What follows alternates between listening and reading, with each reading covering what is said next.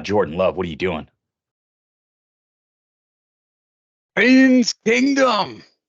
We on week 4? Week 4. We're on week 4.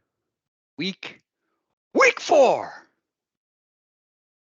How did we do last week? How did you do last week? How did I do last week? Let's just say that this has been my first losing week so far this year. So yeah. You took a lot of. It's kind of strange because there were tons of upsets, and you're the upset king. Yet I don't know what happened there for you. I think you went way too upset. I went with my normal algorithm, and it didn't really pay any dividends this week. So yeah, it's been kind of tough to figure out what they're doing. Well, I was always told that week 3 is the week that true teams that their true identities come out in week 3, and the first 2 weeks are normally kind of get right games where certain teams aren't fully playing to their normal or to their pretty much in mid-season form, right? So, and then you've got the teams that are playing better than they normally should, because they've got all of this they're coming back and they're just like saying, hey, listen, we still got a shot at making the playoffs, making it to the Super Bowl or whatever this year. So they're on their high horse, but week 3 is kind of when everything kind of gets back to what teams really are. So yeah.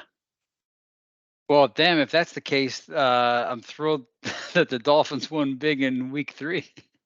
I mean, it says a lot. It definitely says a lot. So all right, well, let's take our lickings here. So I had you pegged at 6, 9, and 1, right? Because if it's a push, it's like a tie, right? Do we count that as a win or a loss? well, I guess what game did we push? The Rams. Because the Rams won by 3. I mean, the Rams lost by 3.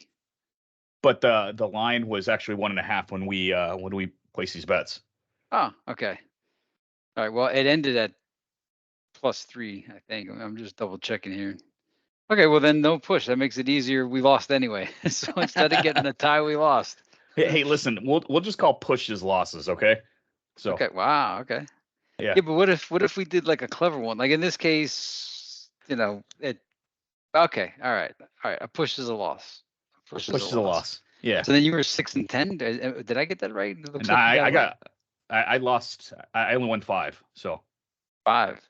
Yeah. I had you at 6. Hold on. Wait. 1, 2. Browns, Lions, Packers, Seahawks, Cardinals, Chiefs. Which one did I get wrong there? Seahawks, Cardinals, Chiefs, Browns, Lions, Browns, Lions, Packers. No, Jaguars lost. Oh, the Packers won by 1. They didn't win by 2. Okay. Yeah. That's what it was. Was. All right. So you were 5 and 11, and I was 1, 2, 3, 4, 5, 6, 7, 8, 9, 10. Wow, 11 and 5. Yeah, that would have been a good week for you, man. You should have placed some bets. Yeah. Huh. I actually lost a lot on both Bovada and DraftKings this week. Yeah, and if you just went with your gut from Wednesday night, I think you would have been all right. So yeah, yep. You ready? So let's do it, man. Let's do it. Yeah, let's do it. Yeah, let's talk some games. So at the beginning there, you had the Giants and the 49ers. That was a Thursday night game. That seems like ancient history at this point. Wow. It does. Yeah, because we're already watching Thursday night football already right now. But I just thought the Giants I thought Giants were better than what they were. And I thought week 3 would say, hey, we got all of our really crappy play out in weeks 1 and 2. And I thought what they did at the end of the Cardinals game kind of showed them what they really are. So I thought they could kind of keep this game close, but 49ers, they look unstoppable. They look unstoppable. Yeah, to me, when I watch, again, being a Giants somewhat fan, the Cardinals second half to me seemed like WWF. It didn't seem real. I actually think the Cardinals should be 3-0 right now. I think they intentionally lost the first 2, and then they might have thought like, gee, we we could actually be good. Let's beat the Cowboys and show everybody. I didn't believe in the Giants to even come close within that spread. None of that surprised me, and I don't even know who the Giants play this week, but it's not going to be unless they play some bottom dweller. But yeah, that turned out how I thought it would. 49ers killed it. Brock Purdy is still undefeated in the regular season, and McCaffrey is still the man, and Debo is still Debo. So the 49ers are still the 49ers. Yeah. I should have known better. Yeah, that was hey, that 10-point line, it's tempting, but 49ers are top tier, so whatever. All right, let's move on to Ravens and Colts. So we both took the Ravens. That one also seemed a little preposterous how that unraveled, but it did. And hey, Mustache Minshew coming soon. Minshew versus Baker Mayfield. you totally you did your magic on that game, right? So I think the Ravens actually showed who they really were. The first two games this season that they played, they haven't actually played very well. Like they probably could have lost to the Texans. The Bengals game, they probably should have blown them out because the Bengals were not playing well at all. And they barely kind of got by that game. They squeaked by. And the Colts look like a pretty good team. Might even be better with Gardner Minshew. I have no idea. Like, I can't tell who's actually better, but the Colts were supposed to be good last year. And remember how they had that fluke crap season? Like they just never put it together, but they have a whole bunch of talent. Like this is the team I think actually kind of showing up, and maybe this is their year to scratch the playoffs. I have no idea, but yeah, well, I didn't even look to see if they fixed up their front line, because it just seemed that Matt Ryan, the Colts getting Matt Ryan last year, it seemed like that would be the thing. And I don't think Matt Ryan was bad. I think he had no time to throw the ball last year, yeah. and I think he got hit so many times that it probably like killed his confidence. Because it's too bad that he's not on a team right now. I know you don't care about the old quarterbacks, but I thought Matt Ryan had a little bit left in him. I'm just surprised they're playing so well without Jonathan Taylor. Yeah, that is pretty impressive. Yeah, but again, it's a brand new season, so I think this week is the week that we're starting to kind of learn about teams, and I think the true identities are starting to show. Yeah. Ravens are seeming. I'm not going to count them out just yet, but that's a pretty disappointing loss to the Colts. That's one of the ones that you should win, and I'm not sold on the Colts yet. I mean, I'm glad you are. Mustache Mania Minshew, he's always fun, but we'll see how I pick them this week. So hey, Ravens lost one. They lost. I mean, not only did they not cover the point spread, they lost the game. So I don't know how you do that, but they did. Yeah. Moving on. Oh, sorry. One last thing about the Ravens. Yep. What's crazy is they, for the first time, actually built a team that is built for passing. And Yeah. I think Lamar is sitting in the pocket a lot more and trying to distribute the ball, and that's not their identity. And I think it's starting to show that they need to get back to old Ravens, running the ball, throwing it to Mark Andrews. So yeah. Well, I mean, losing J.K. Dobbins probably like threw a bit in the thing. Although Gus Edwards was like the original J.K. Dobbins, and then he got hurt. J.K. Dobbins came in, and then he became the man. And so they still got Gus, but they're not playing Ravens football, and I don't know why, but yep. Not counting them out. All right, now here's the Titans versus the Browns. Listen, I know I said week 1 that the Browns are probably the bottom dwellers, but God, I think they look like the best team in the AFC North. I really do. And if Nick Chubb's out, they're still playing well. They're still running the ball well. That Jerome Ford guy, whoever's their running back, crushed it last week. They've got a lot of weapons. If Deshaun Watson can kind of get back to at least half of what he was before, because their defense is just absolutely lights out, I think they should win the AFC North because there's really no other team in the North that really impresses me at all. I know I picked the Steelers, and I know the Steelers came away with the win, this past week, but yeah, the Browns just seem like a really, really, really good team. Dude, okay, did you watch the highlight that I sent you of Myles Garrett going in motion on the defensive side of the ball? Yeah, And they had the two tight ends, and then they got the follow delay them of game. around. That Yeah. was incredible. That was I've never seen that happen before. Have you ever seen that happen? I never even No, seen a that defender like go in motion like as the guy going in motion. It was my mind went like, what?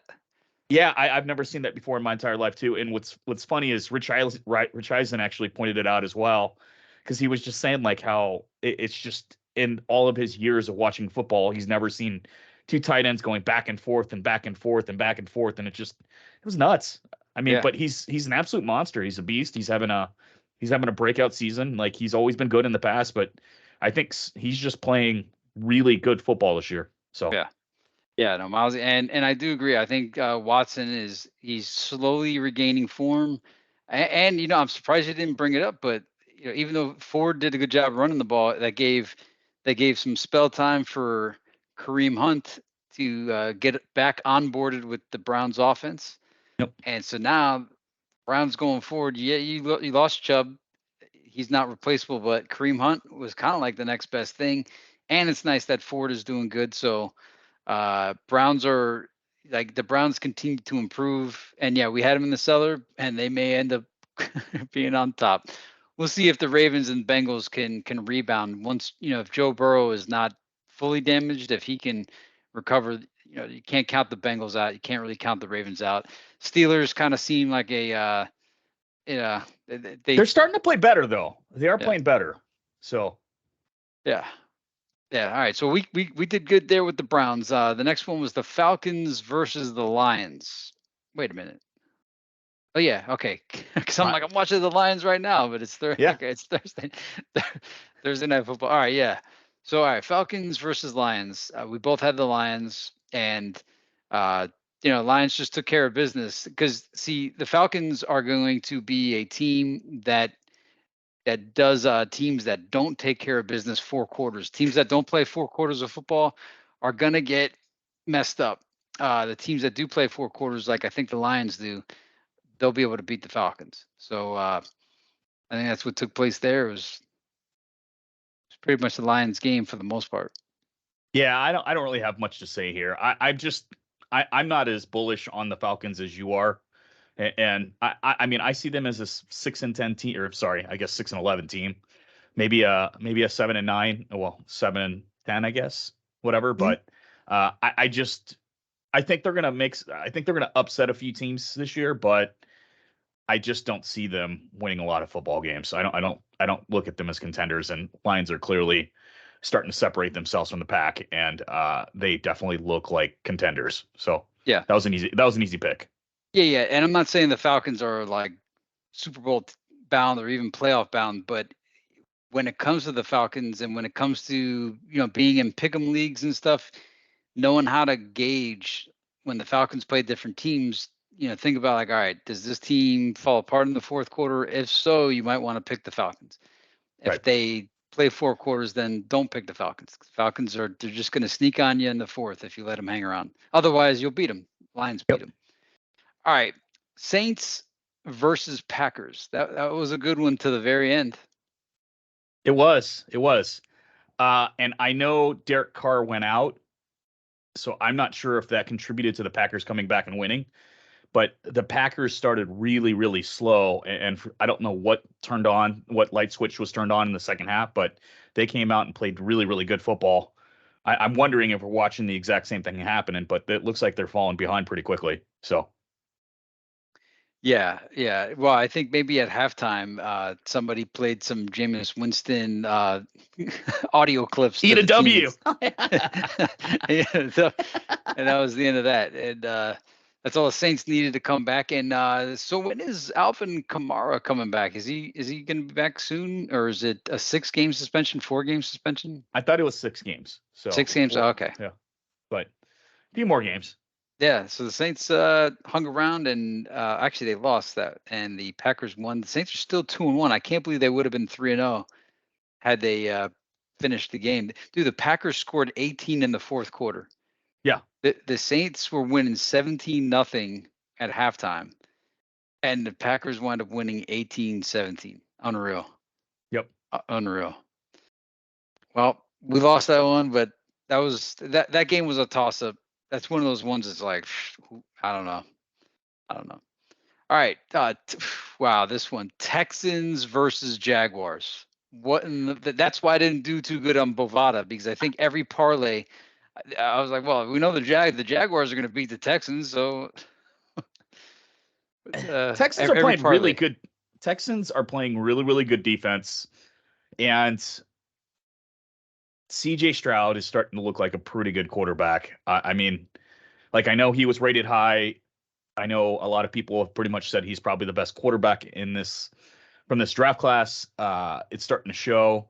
They don't have a lot of weapons, but man, they're playing really, really good defense, and CJ Stroud's making the throws that he needs to. So I don't know what's wrong with the Jaguars. I can't figure it out. Like, their offense is just too talented to not score enough, to just not win some of these games. I don't know what's going on. They left 4 touchdowns on the board against KC, and I don't even know how many touchdowns they left on the board against the Texans, but they're just not playing well at all.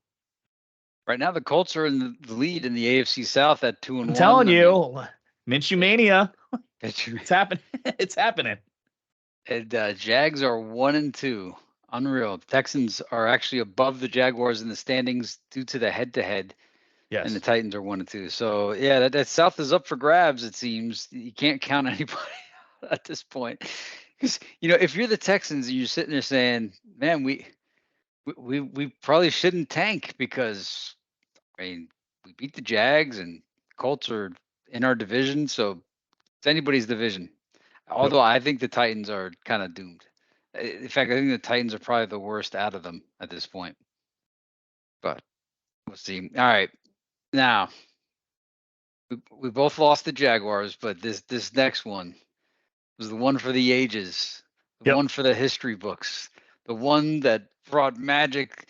In fact, did you watch the That's Good Sports coverage of the Broncos Dolphins game? I did. That was pretty funny. It was really funny. It was a good win when the fan of the opposing team seemed almost appreciative of the opposing team's performance. It was as if he enjoyed the torture, and I've been on the receiving end of that as well. When the Rams were the greatest show on turf, they played the Dolphins, and they beat them 48-3. It might have been 48-0. Yeah, a normal beatdown. Yeah. Yeah, the beatdown was so thorough, so one-sided that I wasn't upset.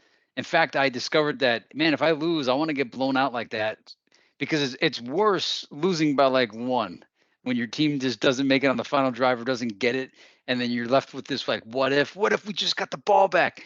Instead, getting blown out 48, whatever it was, to the greatest show on turf, it was kind of like, yeah, that felt pretty good. So yeah, Broncos fans, I hope they enjoyed it as much as the guy from That's Good Sports. And I will say that going into the game, our friend Todd had Devin A-Chain on his DraftKings card, and I tried to tell him, like, hey man, you might not want to waste your money a third week in a row. And is that what you said, or did you say something else? I was because he had I mean, if you have A-Chain on your card in week 1 and week 2, and A-Chain doesn't even barely play, and then you got him on week 3, and hey. I'm not gonna let you off the hook. What did you actually say? You were. No, I said you were a little more. Hey man, I was like, hey man, I'm not trying to be mean or nothing, but you might want to take off A-Chain off your card. I mean, why waste that spot? You need to hit on everything. because up until that point in weeks 1 and 2, it didn't seem like A-Chain was getting. It didn't even seem like the Dolphins were going to be committed to the run. So I was thinking, I'm like, okay, Raheem Mostert's going to get the bulk of the carries, and if A-Chain gets any carries, it's going to be 5. He's going to get 5 shots, and the Dolphins are going to throw it the rest of the game. Like, especially if Waddle's not playing, the bulk's going to go to Tyreek Hill and then distributed amongst the rest. Turned out you could score 10 touchdowns in a single game. And Devin A-Chain scored 4 of them. And so did Raheem Mostert. And so, yeah. Listen, I was 100% wrong about this game because I literally thought this would be the game that the Broncos would be like, okay, this is do or die. I'm going to get benched if I don't play well. And to be fair, Russell Wilson, I can't pin this game on him. Like the Broncos, Cortland Sutton just had a really terrible game. He fumbled so many 2 balls, right? Yeah. The team just was not clicking. I don't know what's wrong. They're completely dysfunctional. I thought that they'd have kind of a bounce back week a little bit, because I feel like you can only keep hitting rock bottom every week. And I don't know if, based on what I saw last week, I don't even know if they've hit rock bottom yet, which is crazy. But do you think, my question is, do you think the Dolphins ran up the scoreboard? No. I mean, and be honest. No. Explain why. Okay. Maybe when they scored 56. Okay. The actually 56, the point of 56. No. Okay. Here's my take.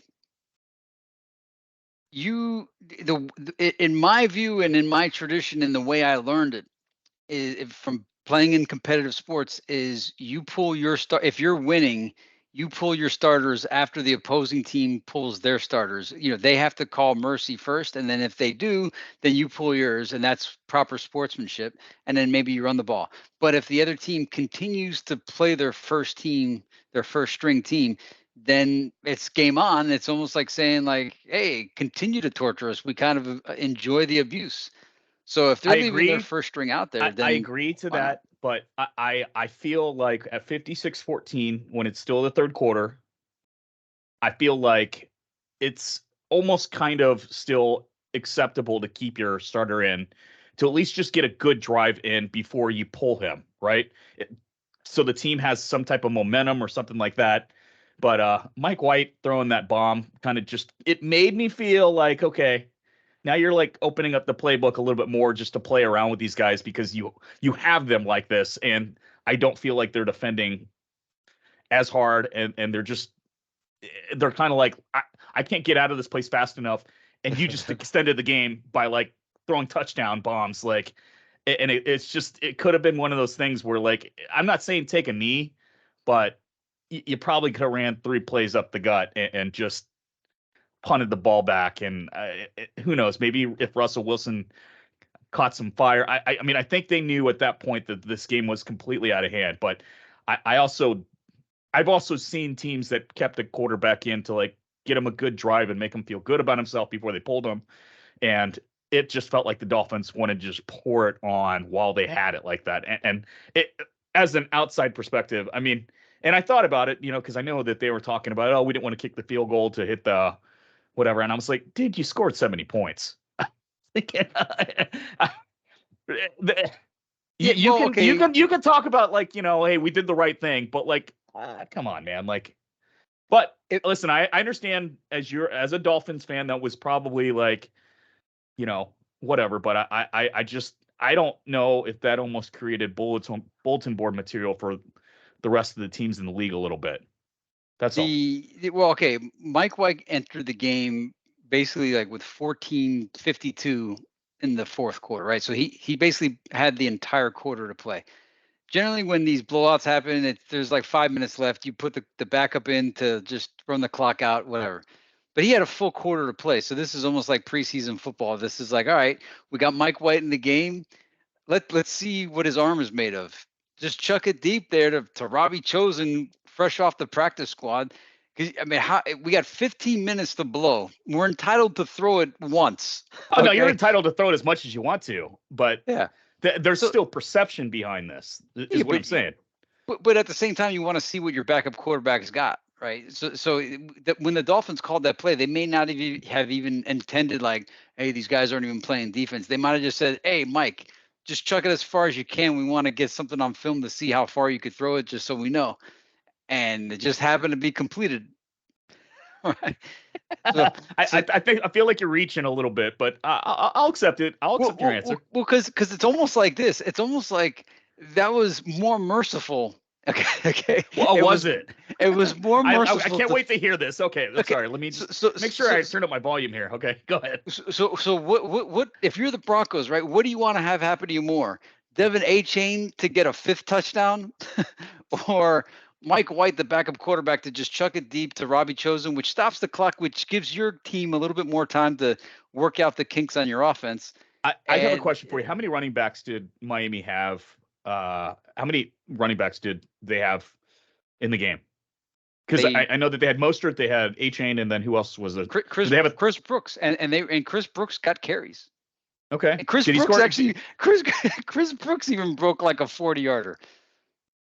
So it's like, what do you want us to do? All right. I get it. I understand.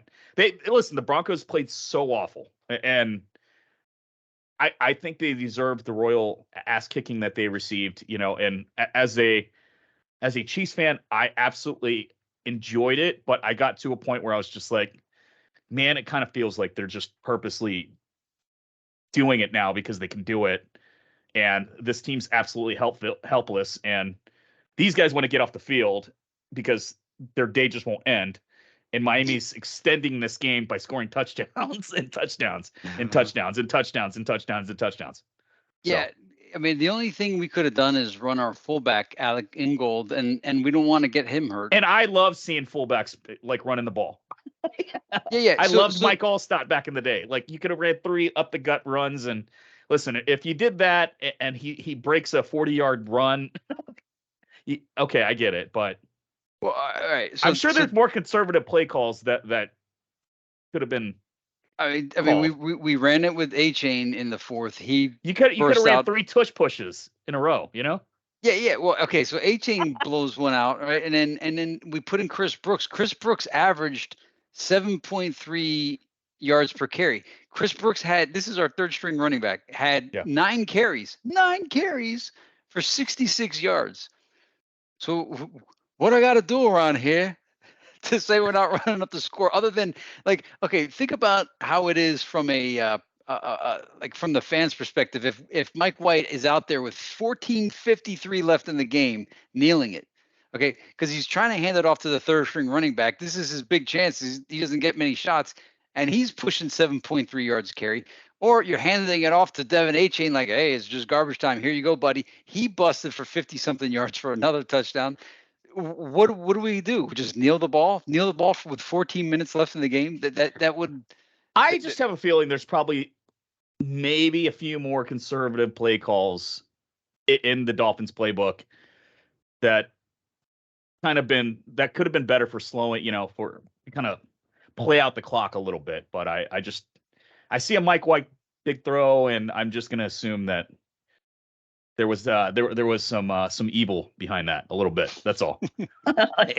You can call for what you. Hey, listen, you can call it what you want.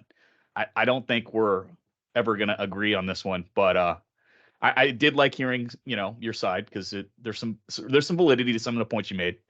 But as a non-Dolphins fan, it started getting kind of embarrassing a little bit. That's all. Well, did you want that field goal at the end? Like with your entire position? I wasn't surprised. I wouldn't have been surprised if they did.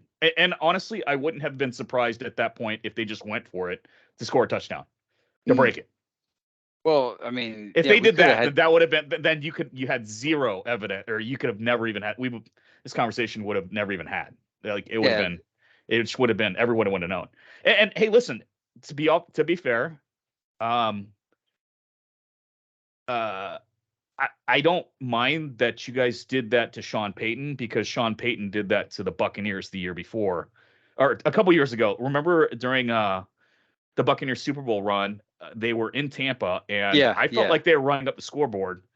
And that's when didn't Brady like tweak his leg or something like that or something, but they didn't pull him either in that Yeah, game, which was yeah. No, the Saints owned the Bucks that game, and it was like no Sean Lattimore, I think it was. yeah. Yeah, Mike Evans was having problems getting open. But the other part of it too is this is the NFL, man. Stop us. And okay, let me ask you this too. All right, let's say the Michael White touchdown to Robbie Chosen doesn't happen, right? So 14:52 in the game. Obviously, handing it to Devin A-Chain, that run's going to happen. Okay, that first 50-yarder or whatever it was, Yeah. that one is acceptable, right? But let's say when we get the ball back, the long bomb never happens, but we continue to feed Chris Brooks the ball, and Chris Brooks breaks off Devin A-Chain style, but he's not going to get all the way because he's not as fast. But let's say he starts breaking off, like Marshawn Lynch type big chunk runs, and they Yeah. can't even tackle Chris Brooks. And we just continue to feed Chris Brooks the ball, and we wind up with 84 points, but there's no long bomb.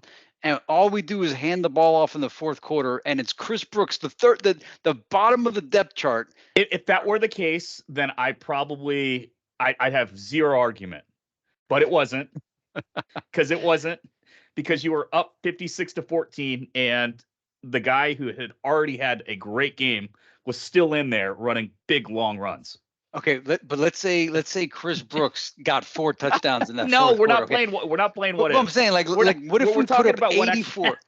But if we had 84 points, and when we look at this stat sheet, it's Chris Brooks with 3 to 4 touchdowns and like 190 yards rushing. Yeah. Is the 84 points like, dude? I mean, who else can we put in the game? We were down to our third string running back. You're right. I mean, listen, and again, it's just perception. Yeah, I don't think you. you're ever going to be able to change my mind on it, but like I kind of question it, but I'm also glad that happened because I just don't like the Broncos, but for the first time in my life, I also felt bad for them too as well. Yeah, yeah. No, it was and it was kind of sad to see. Like, there's no way Patrick Surtain gets burned that bad by Robbie Chosen. Robbie Chosen's good. I mean, he's good. He's on the practice squad, but on most teams he'd be, in at least the wide receiver third spot. Getting Patrick Surtain's not that bad to get burned I like got that. I got this thing, and I don't know what it is, but I've wanted to see Russell Wilson just struggle because I wanted him to be humbled a little bit because he came from Seattle. He had this Mr. Unlimited, thing. Unlimited. He had the Broncos country, let's ride. He did the Subway commercial and all this stuff. And I wanted that to just be like, hey, man, you need to just get humbled a little bit. I actually think you guys served it up last week because for the first time at least for me, I watched him approach the bench dead in the face, just look defeated. Because even when he lost kind of bad last year, he walked off and said, Broncos country, let's ride. And I was just like, are you kidding? You still said that? Like, but this is like, this is the one where like just dead in the face. I just felt bad that he was up there because I couldn't even blame him for the game, like him being bad. And I'm going to start rooting for him again, I think. Okay. You heard it here. You heard it here first. Yeah. So the Dolphins did that.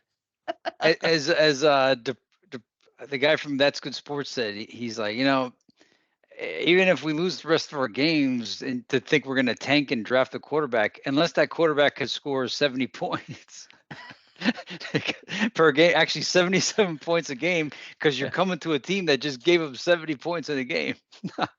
So you need a guy that's going to be able to put up big numbers if you have a defense that's not doing their job. Yeah. Now, here's an X factor going into the Bills game, though, is the Dolphins special teams. Is that, and I didn't think of this either. I didn't realize you had one. I didn't realize you had a special teams. Well, meaning based on what I saw, like, last week, I didn't. Did you guys punt? Oh, no, but here's what I mean though. So really, it's people may want to bet on. Well, you wouldn't want to bet on Bills defense and special teams, but the Bills may get a kick return for a touchdown just due to the fact that the Dolphins had 11 kickoffs in the game, because one is the opening kickoff and the other was the 10 touchdowns that they scored. Okay, so that's 11 kickoffs in a game. Yeah. And I mean, either we got really good practice at covering kickoffs at this point, and the Bills don't stand a chance at running anything back, or the kickoff team is burnt out and the Bills stand a chance at getting good punt returns and good kick returns. It's going to be one or the other.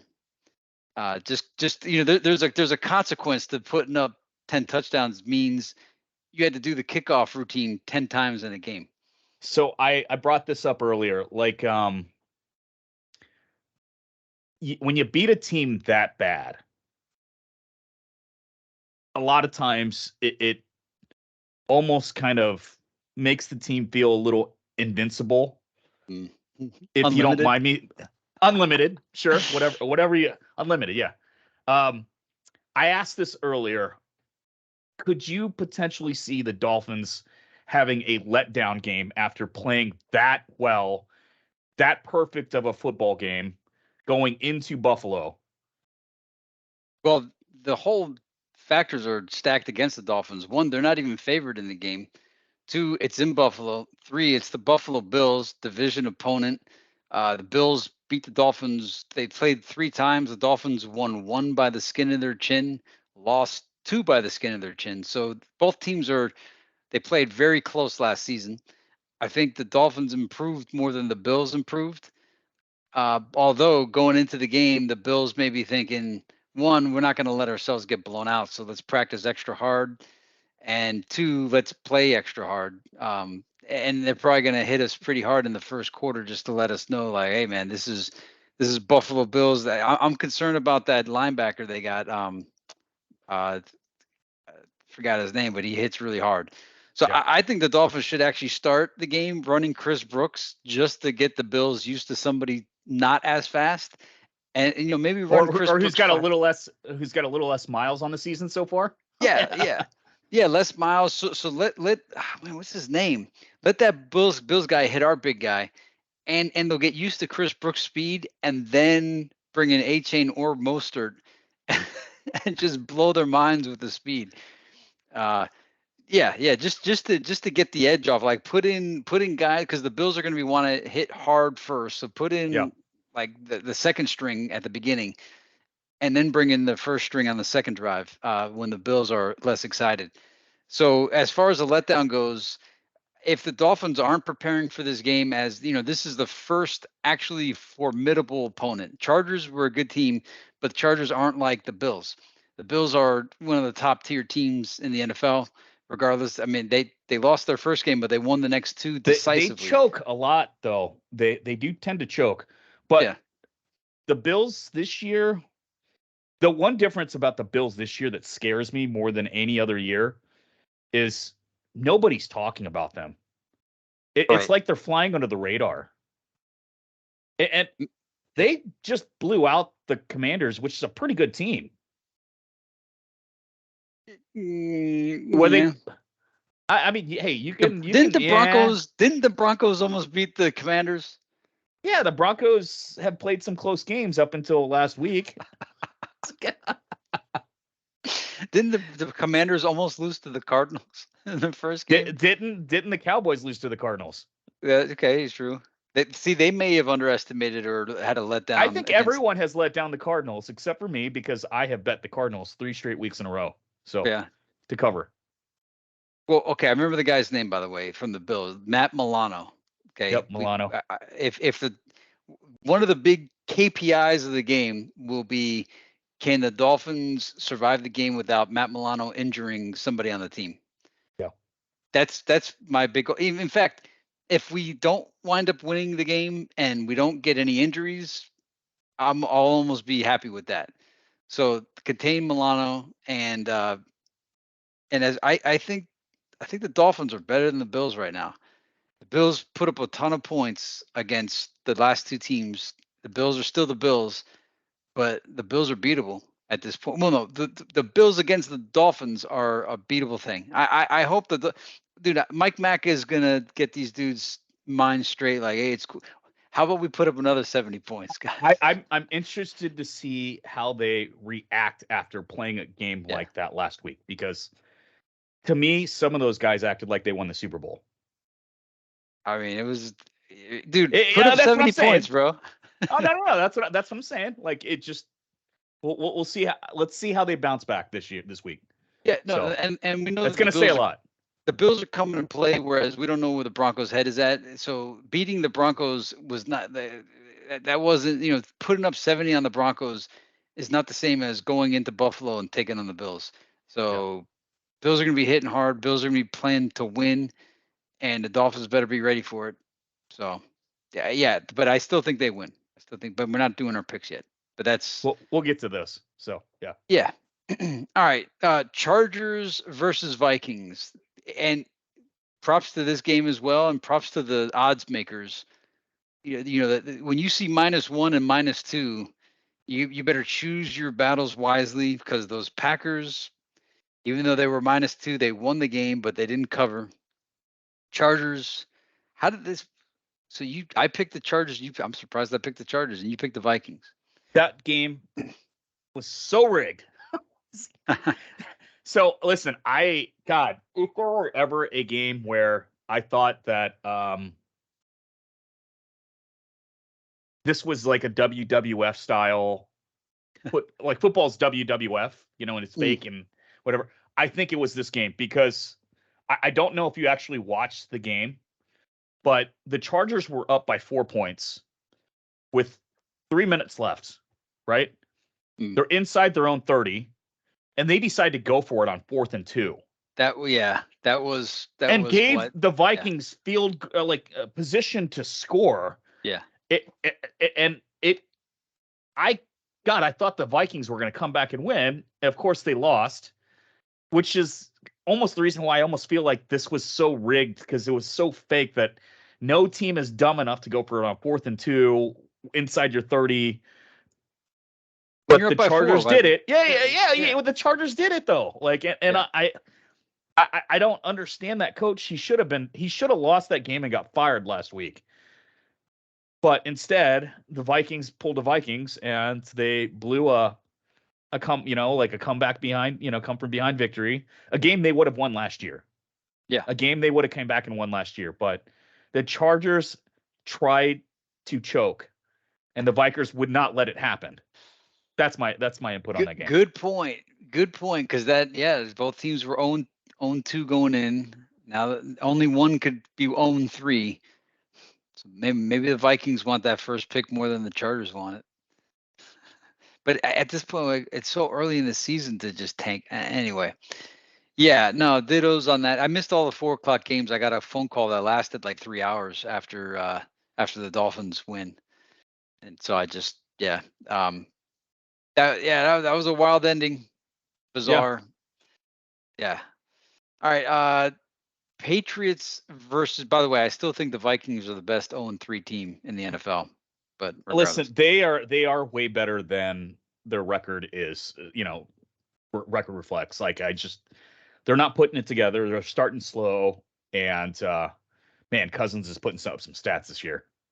yeah, dude, he's leading the league, and Jefferson's leading the league. Leading the league now, and that's impressive. Being that the Dolphins just put up 70 points and 201 Player of the Month, but yet and Cousins is 0-3. But I guess that makes sense. You're throwing when you're coming from behind, but still, Cousins leading the league, Jefferson leading the league. That's pretty. Although I guess it's just a They're one-man not even, offense. but they're not even running the ball in Yeah, the beginning of the games either. yeah. And I don't know if it's because they just don't trust Madison, or they're just thinking that Kirk Cousins is a machine. And I don't know if they just think that he's Mahomes, but I just don't know. Did the Vikings just recently pick up a running back? I'm not sure. Who did they? I think they got one, and they were hoping that it would make let's see, Vikings. Oh yeah, Cam Akers. Oh, yeah. Well, come on. You might as I'm not gonna I'm not gonna call that a pickup. Okay, that's Yeah. just I think that was their way of saying, hey, look, we're probably gonna start tanking. tanking for a quarterback, and I feel like Kirk Cousins is going to get traded sometime in the next few weeks. Yeah, imagine, if he goes to the Jets, that would be a pretty big deal. I feel like the Jets are going to be out of contention here pretty soon. Yeah, but yeah, yeah. Well, speaking of the Jets, Patriots versus Jets. You had picked the Jets on this one. What made you believe in the Jets? Listen, like I thought this was one of those weeks where I thought this was the week that, God, it's a rivalry game. Jets play good defense. They're going to keep it close, and they're playing at home, and they just might, keep it within 3 points or something, some crazy little thing, like I don't trust the Patriots to be very good either, like I just, I had a hard time kind of figuring this one out, but you know what? I am officially done with them, which means they're probably going to beat the Chiefs this week. So, but yeah, like I'm just absolutely done with them. So, well, so I don't know if I said it last week, but my thinking was, there is the whole playing the gamble angle, the odds angle, and this, that, and everything, but the Jets have to score points to win. yeah, and but it's just it. The look team at this. is just so stacked, and all it needs is just a halfway decent quarterback to be able to like just not make mistakes. And right. I feel like they're going to win like majority of their games. So when it's and going in, it happened exactly as I thought it would. I thought, okay, Patriots, Belichick, he's gonna play the run, like play the run so hard that it'll be offensive, to force Zach Wilson to throw. Now, here's the rushing stats for the Jets in that game. Okay, Brees Hall, who's a good running back, 12 carries, 18 yards. That's a 1.5 yard average. Yep. Dalvin Cook, 8 carries, 18 yards, 2.2 average. Wow. Okay, so they had 36 yards rushing on 20 carries between those two good running backs. God, that's so awful. Because pitchers were just selling it like, yo, if you run the ball, we're gonna stop you because we don't think you can throw it. And with the Patriots playing run defense that hard, so you would think Zach Wilson would have a field day. Zach Wilson was 18 of 36. Okay, but that's 50%. No, but listen, like look at Mac Jones' percentage. These teams are identical, regardless if you want to believe it or not. Like, you see what I'm saying? Like, yeah, they're not that much better. Like, it's the one difference was Mac Jones was able to throw a touchdown pass, and But I mean, God, I don't understand the Jets. They are better on paper than the Patriots, top to bottom, minus quarterback. Well, okay, but remember that game a couple years ago during COVID when the whole Broncos quarterback room caught COVID? Yeah. So if you're the Jets and you're fielding Zach Wilson as your quarterback, okay, that's what's going to happen to you every game, because I think it was the Saints that played the Broncos that game, and the Saints just sold out on the run every down, saying, "All right, Mr. No Name quarterback, go ahead and throw it." And so that's how the Patriots play defense, and that's what happened there.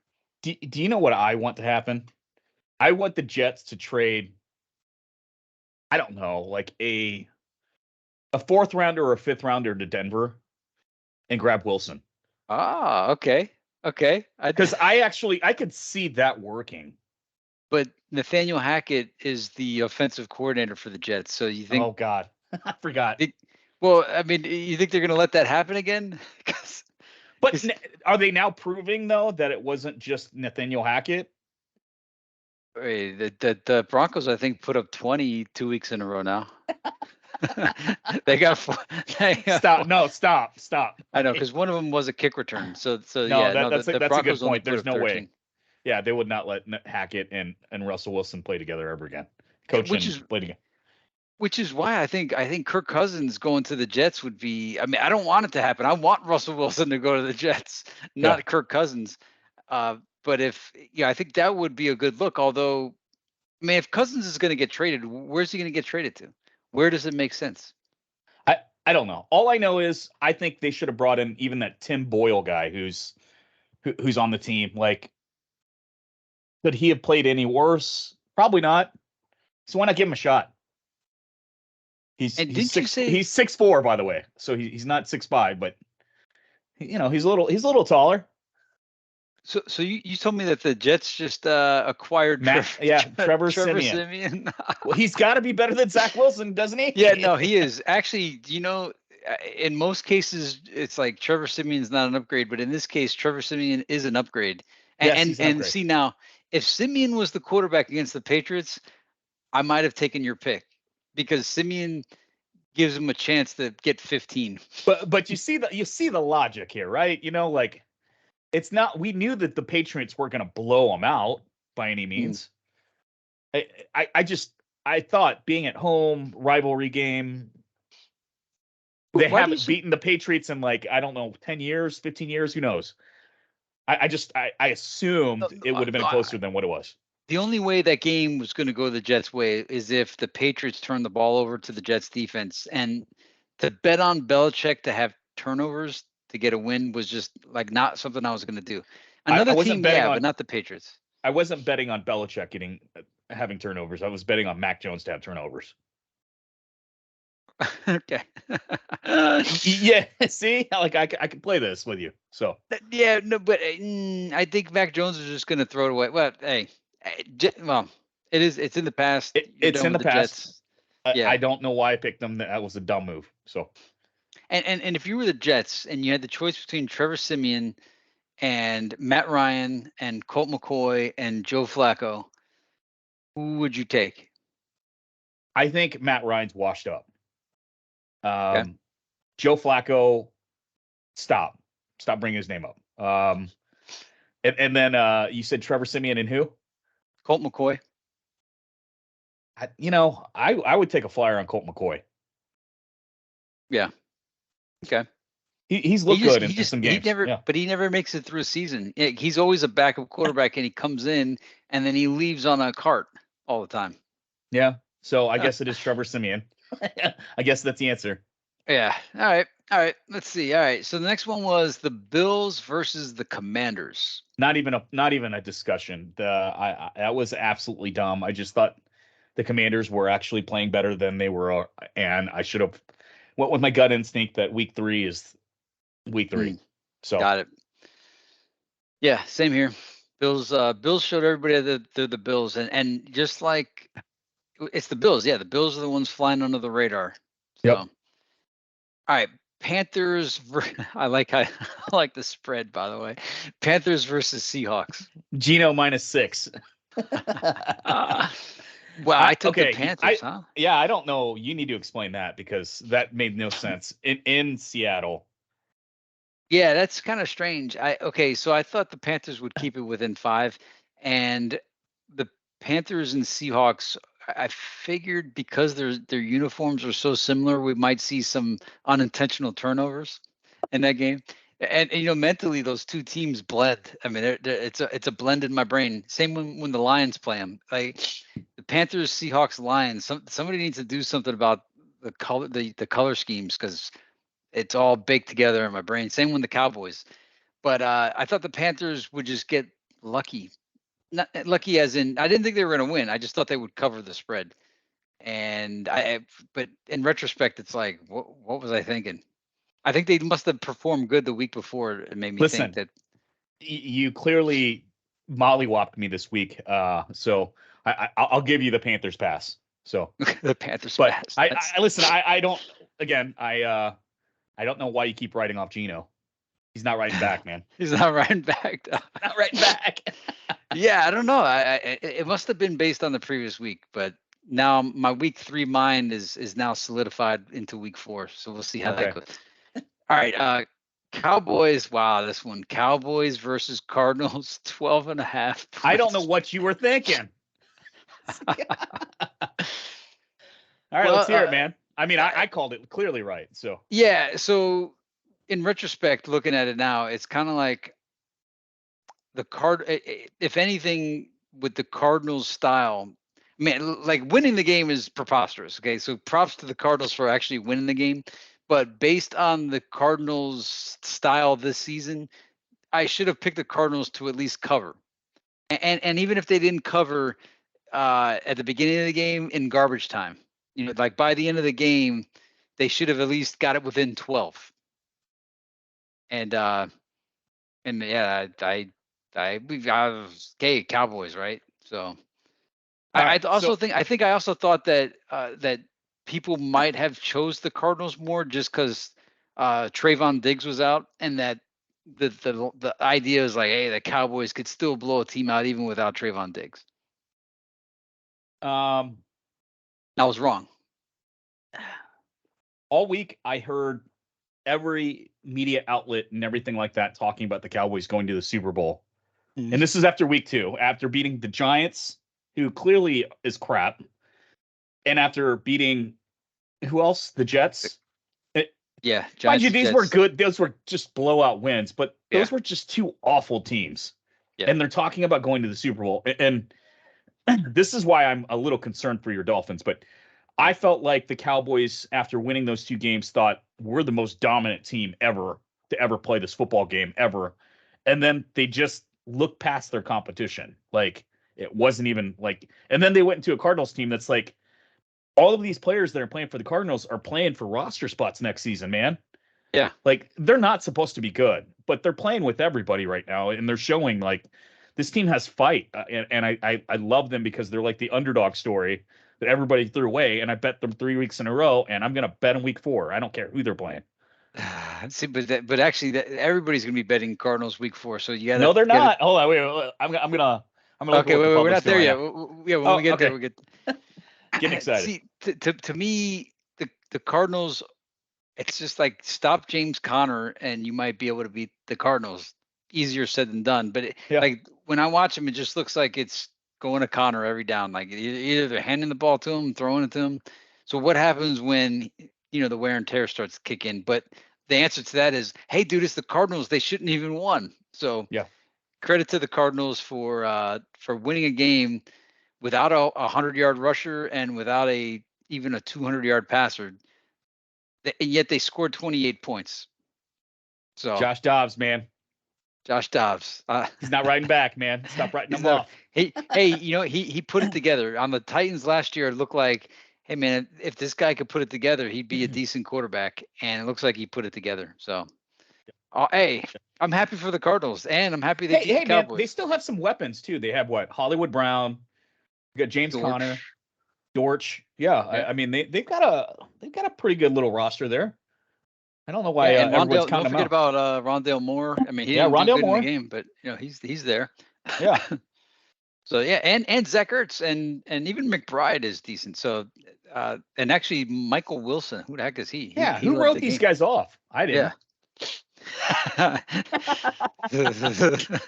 Who even knew who these guys were? I didn't. So yeah, hey, amazing, dude. They beat the Cowboys. Props Yeah. to the Cardinals for and they, like I said, they actually should be 3-0 right now. And imagine if they were 3-0. That would be just a mind Yeah, because everyone pretty much wrote those guys off to be the worst team. before Which the were before the first snap of the season. They were written as like this is they got the first pick before the first kick. They got the yeah. first pick before the first kick. So yeah. All right, this next one. Here you go. Here you go. Bears versus the Chiefs. All right, this game was looking like a 70-10 type of game or 70-20 type of game. But the Chiefs ended up kind of like they pulled Mahomes in the third quarter, even though they kept Fields in for a little longer, which meant that that they weren't giving up, but we went ahead and still pulled our quarterback and all of our starters, and I'll leave it alone. I promise. Man, the Bears look just awful. I don't know what's going on with the team. Fields looks scared to play, like he's just scared in the pocket. Like he's actually got time too, which is nuts. But man, another week of KC shutting down, another team, and I'm going. While I know we gave up a touchdown in the end of the game after the or back up through a stupid interception. Gabbert, I'm not going to pin that on our starters. And if I look at it like this is the best defense that Mahomes has ever had, and that kind of scares that should scare a lot of people. Yeah, well, say what you want about Blaine Gabbert, but the ball actually didn't touch the ground. He completed every pass he threw. 3 of them got completed to the Chiefs players, and 2 of them got completed to the Bears players. That's so awful, man. That's so awful. Hey, but at least it happened now, and so that you guys know that you might need to start thinking about. Now we're going to call Chad Henne. Chad Henne. Anything's possible. Call Matt Moore if you had to. I'm thinking Chad is going to come back out of retirement. I think he just didn't want to he just didn't want to practice in the preseason, and I didn't think he wanted to. I think we're just saving him for the postseason, to bring him back out of retirement. I mean, when you're a legend like Chad Henne, you could do that. I mean, because hey man, he just got his first commercial this year. Yeah, I've seen him in multiple ones. I think I've seen him in 2 with Mahomes. Yeah, like how he's standing behind him in line and all that stuff. It's like, yeah, I'm behind you. I'm your backup. Hey, good for Henne, man. I when Henne left the Dolphins, he put up a lot of 300-yard games for the Jaguars. Yeah. And it's kind of interesting too. Henne was Blaine Gabbert's backup in Jacksonville. I remember. So, yeah, and they spread the ball around. Kadarius Toney, what the heck? He had 1 target or 1 reception for -1. What's going on with Kadarius Toney here? Is he? Well, that was kind of a backwards pass. Yeah, but I mean, was he on the field? No, he was on the field. It's just, I think Mahomes was looking to spread the ball around, and I don't know. But one thing I know about the KC Chiefs is, outside of Kelsey, every week it's going to be different. Someone else is going to be targeted more than others. And this week it was Rashid Rice. Yep. Rice should have had 2 touchdowns that were called back. But I just every week's going to be different. So how is Justin Ross on the stat sheet? Oh, because I guess he got a target, but he didn't get a reception. Yeah, he's getting targets. Yeah, he's getting targets. They're slowly bringing him in, but no, he's been injured for a long time. So yeah. I don't care, but if you want to take any opportunities to talk about the star of the game, which wasn't on the field but in the skybox. No, we're not going to talk about it. Cool. All right. Well, we're moving on. I will give props to the Chiefs. The Chiefs did do something the Dolphins didn't do. They scored 27 points in a single quarter, whereas the Dolphins scored 14-21, 14-21. And the Chiefs scored 7-27-7, and then Blaine Gabbert just put up a big 0. Yeah, the third quarter looked like a quarter that we could have just really opened it up, but I think by already being up 37 or whatever in the first half, I felt like we toned it down. Yeah. All right. Well, 41 is still impressive, and it would have been the top score. It's still impressive. Thanks, Libby. Next up is the Steelers versus the Raiders. And I think I'm done with the Raiders. Just like you're done with the Jets, I'm done with the Raiders. Yeah. Well, I mean, didn't he get a concussion in that game? I don't know. He was concussed. Yeah, he was concussed. He looked, I think he came back in for a play or two, and he looked like Tua after a concussion and throwing balls. He was just awful. He did look kind of Yeah, like you could tell, like he just wasn't right, man. They shouldn't have put it back in the game, but he played, and sure enough, he had a concussion. And the Raiders had a chance at the end too. They had a chance. I think they went like 3 and out.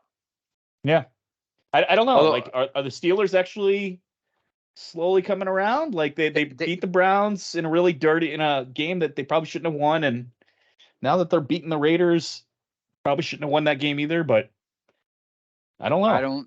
I don't believe in the Steelers. They're you know what? I'll put the Steelers in the same book as the Falcons. Let me ask you a question. Do you see so they've already beaten the Browns. Yep. Now, I still think it's a fluke, but do you think that they're better than the Bengals right now? If Joe Burrow was 100% healthy, no. But he's not. He's not. Yeah. Joe Burrow being Joe Burrow. No, I think the Bengals are better. I think the Bengals You think the Bengals are better even with him injured right now? Okay. Yeah. I don't see that. And I think they're playing about as good as the Ravens are. About as well. Okay. Yeah. I'll put this. I don't even want to do. Well.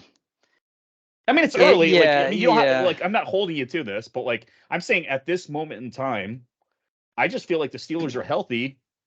They got a young team, and I think they're going to get better week by week by week. And they're starting to win some games too. They're gonna. If you're not, they're. Hey, they're my pick to win the division. So I'm not ready to throw them away. So. Yeah. No, hey, they got their 2-1. They scrapped it out. They're just they just don't feel like a complete team, but they're winning. I'm just not excited about them. But no, I hear what you're saying. Like they're worth a look, but they win really ugly games. That's why. That's what it is. Yeah, they win ugly. Just like who the heck else? The Eagles. They're like the Eagles. The Eagles win ugly too. Yeah, but they win ugly games, but it's not like we're looking at the Eagles and saying, "Oh, these guys are a pushover." Right. Yeah. I think the Eagles are better than the Steelers, but the Steelers are mid-tier. The Steelers aren't bottom. They're not the bottom of the barrel, but they're not in the top 10. But they're a force. Put it this way: every week when you see the Steelers there, you have to think twice about who their opponent is. Like if you're going to bet against them, because they can win those games. So, yeah. All right, so on to the Monday games. Eagles versus Buccaneers. I cursed the game. Obviously, it's my fault. I cursed them. I cursed your pick. But I don't know what I was thinking, man. I don't know what I was thinking. Well, no, it was the feel good thing of Baker Mania. If the Bucks would have even made it close, if they would have made it a game, Baker Mania would have been going nuts. I don't know that the Eagles just kept the Bucks defense on the field too long, and really, to me, what lost the game. All right, I'm surprised I didn't pick the Bucks because I thought, and I was wrong, and throughout the whole game, I thought Vita Vea would have something for Jason Kelce, and Jason Kelce didn't even care about anything about Vita Vea. Kelce was eating him the whole game. I mean, I've never seen Vita Vea stopped like that, and it was 4 quarters of Kelce winning every down. Yeah. So, like that's going in, I'm just thinking, all right, finally we got a nose tackle that could take that Kelce can't stop. Yeah. Nope. Even big Vita Vea couldn't do anything to Jason Kelce. So here's what I noticed. The minute you texted me and you cursed Baker Mayfield, it started raining because it was a game. And then all of a sudden, that's when the Buccaneers couldn't tackle anymore. Yeah. And DeAndre Swift just went off, like he played lights out like he has been pretty much all season. And it became an Eagles type of a game where it was raining. It was all about running the ball, and the game just changed. It's like you cursed Baker by causing rain to happen. So, but I still blame you. Yeah. But what was the temptation? I mean, what I brought up there, at some point this season, if no guys get injured and they stay in there, Gardner Minshew, there's going to be a Gardner Minshew Baker Mayfield head-to-head matchup. I mean, dude, if the NFL doesn't get what's his name, Theo Von Theo, whatever that guy's name, they got to get that guy to hype the game, and get both of those, get all 3 of them in the room to just talk smack, to hype that game, and nobody's going to care but me. But I think you could do something there with that. I think Anthony Richardson should be back by then. So I think the concussion thing.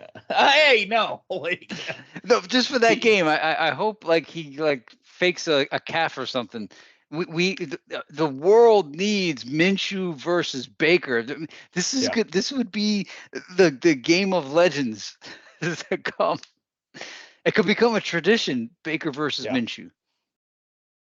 And Theo Vaughn's got to be there. Hey, listen, like, the whole world will be really excited about the Baker Minshew, the Mayfield Minshew matchup. Okay, they don't know. They don't know yet. That sounds like a boxing matchup, if anything. Yeah, Mayfield versus Minshew. Mayfield Minshew, bro, and it's Mayfield Minshew 1. Okay. Yeah. And it's going to become an annual thing, and people don't even know it's what they want, but they they got to get it. We got to get Mayfield Minshew. You're the only person that wants it. I promise you. and they got to have like a whole week full of preview building up to the game too. It's got to be like the Pro Bowl, like the Super Bowl going in. But anyway, all right. Bucks lost. Eagles won. Eagles are undefeated. Bucks are now 2-1. Now the Bucks aren't so special anymore. And on to the Rams versus the Bengals. Both of us took the Rams. I know why I took them, because I couldn't go through a whole episode of Finn's Kingdom without saying Puka Nakua, Puka Nakua, Puka Nakua. But I thought the Rams would have something for an ailing Bengals Burrow team, and I was wrong. Yeah, man. Matt Stafford got fucked up in that game. He had no time in the pocket. And they kept Puka pretty much bottled up all game too as well. Like he was covered majority of the game. I don't remember seeing him until the end of the game and that last catch, like closer towards the end of the game. But they won ugly, and but I'm really scared that Burrow's going to injure something, because he got hit pretty hard and quite a bit in that game too as well. Like they're not protecting him very well. But that was kind of like a must-win game for the Bengals. So kind of shocked. I probably shouldn't have went that route, but I also didn't think he was starting either. Yeah. Because I just assumed that the Bengals would try and let him sit for 2 or 3 weeks to kind of get better, but they're letting him play. 49 attempts. That he dropped back 49 times. Yeah, he looked awful too. He looked really bad. So, but guess we know he's playing now. So what's the deal with T. Higgins, man? I mean, he's having an awful season. He's having an awful season, and what's crazy is that this is his contract season. Wow. So, it might be working out to the Bengals' benefit a little bit that he's having such an awful season, because they might be able to bring him back cheap. Yeah. That's if they want him back as bad as he's playing. 10 receptions, 110 yards, but he's got 2 touchdowns, because I think he had one game where he got the 2 TDs. So that's wowzers, right? Yeah. Bengals are they 1-2? Yeah, Bengals are 1-2. Yeah. 1-2. Yeah. They're hanging around. Yep. All right. Well, that was owning the losses. I'm impressed I did so well. But I'm impressed you did as well as you did, and I can't believe how bad I did. So, you know what? I need to actually copy over week 1 on this onto the spreadsheet just for to kind of keep this as the workbook going forward. Nice. So, but all right, you ready to move in to the boy, week 4 pick'ems here, or spreads. Yeah. All right. So Detroit Lions at Green Bay Packers, 1-point spread. And it's going on right now. So we due to work purposes, I'm going to give both of us a green here. Well, I did pick the Lions. I could prove that I picked the Lions going into the game. Nope. Like, I mean, it's locked in. Well, actually, we could both prove it. I totally forgot pick'ems this week, so I didn't get a chance to do it. Yeah, the game had started, and I was like, I totally forgot about pick'ems. Okay, well, here. All right, I'll give it to you. That's fine. Again, I gave both of us green. So, but I'm not going to put Lions in there specifically. I'm just going to give it a green. Hey, okay. But Packers are driving again, and they're it's 27-11. Yeah, I know. I just noticed when I pulled that thing up. I'm like, what's going on here with the Lions? Packers took the gas off the pedal. No, it looks like they're just playing better in the second half. Another second half comeback, maybe. We'll It, see. it looked like the Should do I Lions. need to ungreen this for till? Actually, that's a good point. Yeah, maybe the Packers will pull some sneaky stuff. No, the Lions play 4 quarters of football. Forget about it. The Lions are going to win. Lions are good, Well, but yeah. uh, Hey, put me down for the Lions. Put me no, down for the Lions. I'm gonna leave this blank. I'm gonna leave this blank because Okay, we need to do this before the game starts, not after. So. dude, I did it before. I picked the Lions. Yeah. No, I didn't see it. I didn't see it. I know. But hey, listen, we're just gonna call this as a push. I'm not taking a loss, dude. I would have bet the Lions. I right. bet the Lions in the pick'em. Well, hey, like, look, I'm dead serious. I'm listen, fanatical for the Lions. I gave you a push, a yellow color. Okay, here's the thing: the point spread. But here's the thing: the Packers still could come back. If the Packers come back, I still want the loss for the Lions. Like the point spread is +1 -1. Okay, I picked, which is like a straight up thing. I picked the Lions. I could show you the screenshot. I'll text it to you. I chose the Lions to win the game. I'll tell you that I picked the Packers. Okay, I did, and I'm totally down to take the. Yeah, I'm gonna take this loss, but I'm gonna call this a yellow because we didn't get a chance to do this podcast before. Okay. So well, I'll just let you might have talked me out of this game. Oh, I would have. Yeah, I would have. I would have been like, dude, Lions, dude, the friggin'. Yeah. No. Yeah. Okay. All right. Falcons at Jaguars. Oh boy. See, man, this is one of those games, man. You were like, hey, I don't really believe in the Falcons, but it's like Falcons might pull this off. But due to your theory, though, which we should have exercised last week, the Bengals were in a must-win situation. The Jaguars in this situation are must-win. So I'm just taking the Jaguars, regardless of the Falcons' fourth quarter supremacy here. The Jags have to win it. All right. Looks like you agree. I'm doing the exact. Yeah. Yeah. The one thing that I always have is like when a team that shouldn't have lost, that's really good. And I know the Jaguars are very good. Yeah. That was probably like their little quote unquote wake up game. Like how Buffalo came out the following week and absolutely destroyed, like, and Casey after that Lions loss, they came back and won and whatever. Like if you're a good team, I feel like, and you're playing a mediocre Falcons team, I think you should destroy them this week. Yeah, and I'm even hearing people like writing off the Jaguars already, and I'm like, hey, come on, man, you can't write the Jaguars off. That's crazy. So yeah. All right, we're in agreement. Jaguars are a good team, and Falcons are good. And hey, never underestimate Young Ho Koo. Okay, with the kick at the end there. But with the last minute cover. Yeah. The Falcons could wind up covering, but I think the Jaguars are going to win. So okay, I bet I'm picking Jaguars regardless, but don't underestimate those Falcons. But the Jags are on a must win. All right, next one. Miami Dolphins +2.5. Actually, I guess that means the Dolphins are favored in this situation. It means the Dolphins are better by a half point because they're playing at Buffalo. Yeah, and normally the home team gets 3. Yeah, if they're considered evens.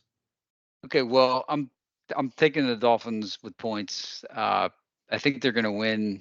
It's going to be a tough game, though. This might wind up like the previous 3 Dolphins Bills games were less than 3 points each, or like they were all 3-point games. So and we got 2 of this time. We don't have Skylar Thompson. We got 2 of this time. Yeah, but Tua played in Buffalo again, and he lost there, but it was a 3-point game. I think Buffalo wins this by a field goal. I think the Dolphins played so much and opened up their whole playbook last week and literally used every single play in their playbook. I feel like they probably felt like they played 2 games that day. And I just feel like the fatigue factor of scoring 70 points and running up the scoreboard on a lowly, Broncos is gonna be the determining factor. If this was in Miami, I would have easily picked Miami for this game. But I'm gonna look at the Bills to kind of cover because they're flying too much under the radar not feel like this is the case. And I think the Dolphins are due for regression a little bit after that game.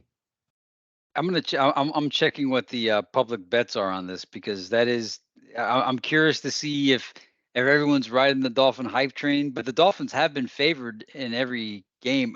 When I say favored, I mean with the algorithm. Uh, the people bet the Dolphins every single week to win, and they have won. Not saying Yeah. that, that's kind of giving them bad luck saying that, but I'm just saying. All right, so game odds. Wow. Okay, the public. What? Whoa. Okay, no, I was reading it wrong. I thought I saw 93% for the Bills, but it's 53%.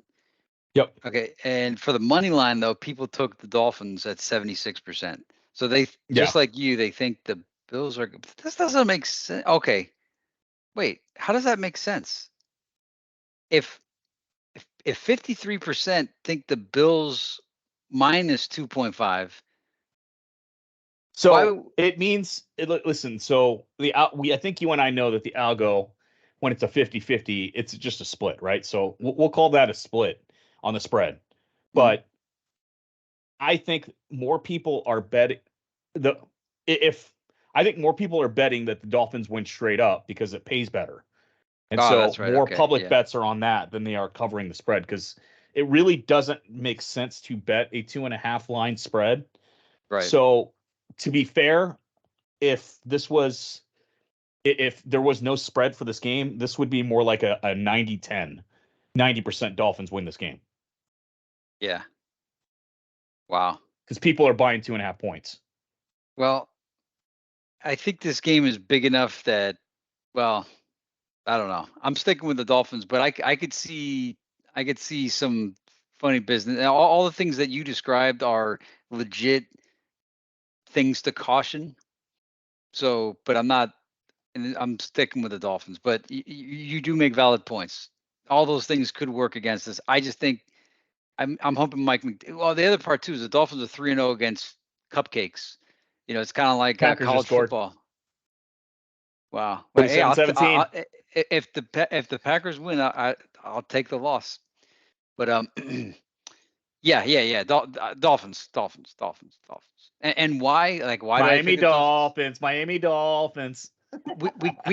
We got all of our guys.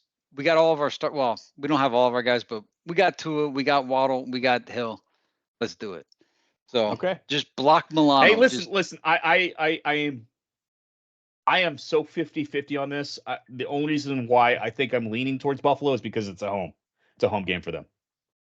I hope we scheme our blocks to make Matt Milano completely out of the game. Like he's the only problem I see going into this. I think we could cover Diggs for the most part. I think Gabriel might Are you worried about actually. Josh Allen running the ball? Yeah, not. No. I think we got guys that are like, I wish a motherfucker would. I think people are waiting for Josh Allen to run it on him. I think Van Ginkel is going to be right. Josh Allen's going to get some third downs converted, but Bills are pretty good. The Bills could Okay. win, but I'm going with the Dolphins. Fair enough. All right. Vikings at Panthers. The Vikings are favored by 3.5. Yep. Ah! Wow. Okay. Well, I'm going with the Vikings to get their first win of the year. Okay. Ah, man. I can't really read the Panthers very well, and I don't even know if didn't their quarterback get injured a little bit? I know Miles Sanders is questionable. Let's see here. I want You, to you make know, this may be too early to bring up. Okay, but we have dueling tank bowls this week.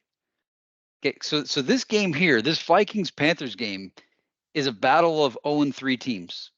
yeah. But That's the Bears are playing the Broncos, right? Is that the yeah, the Bears and Broncos are playing, and the Bears are 0-3, and did the Broncos win? I feel like the Broncos won one. No, the this Broncos are is 0-3.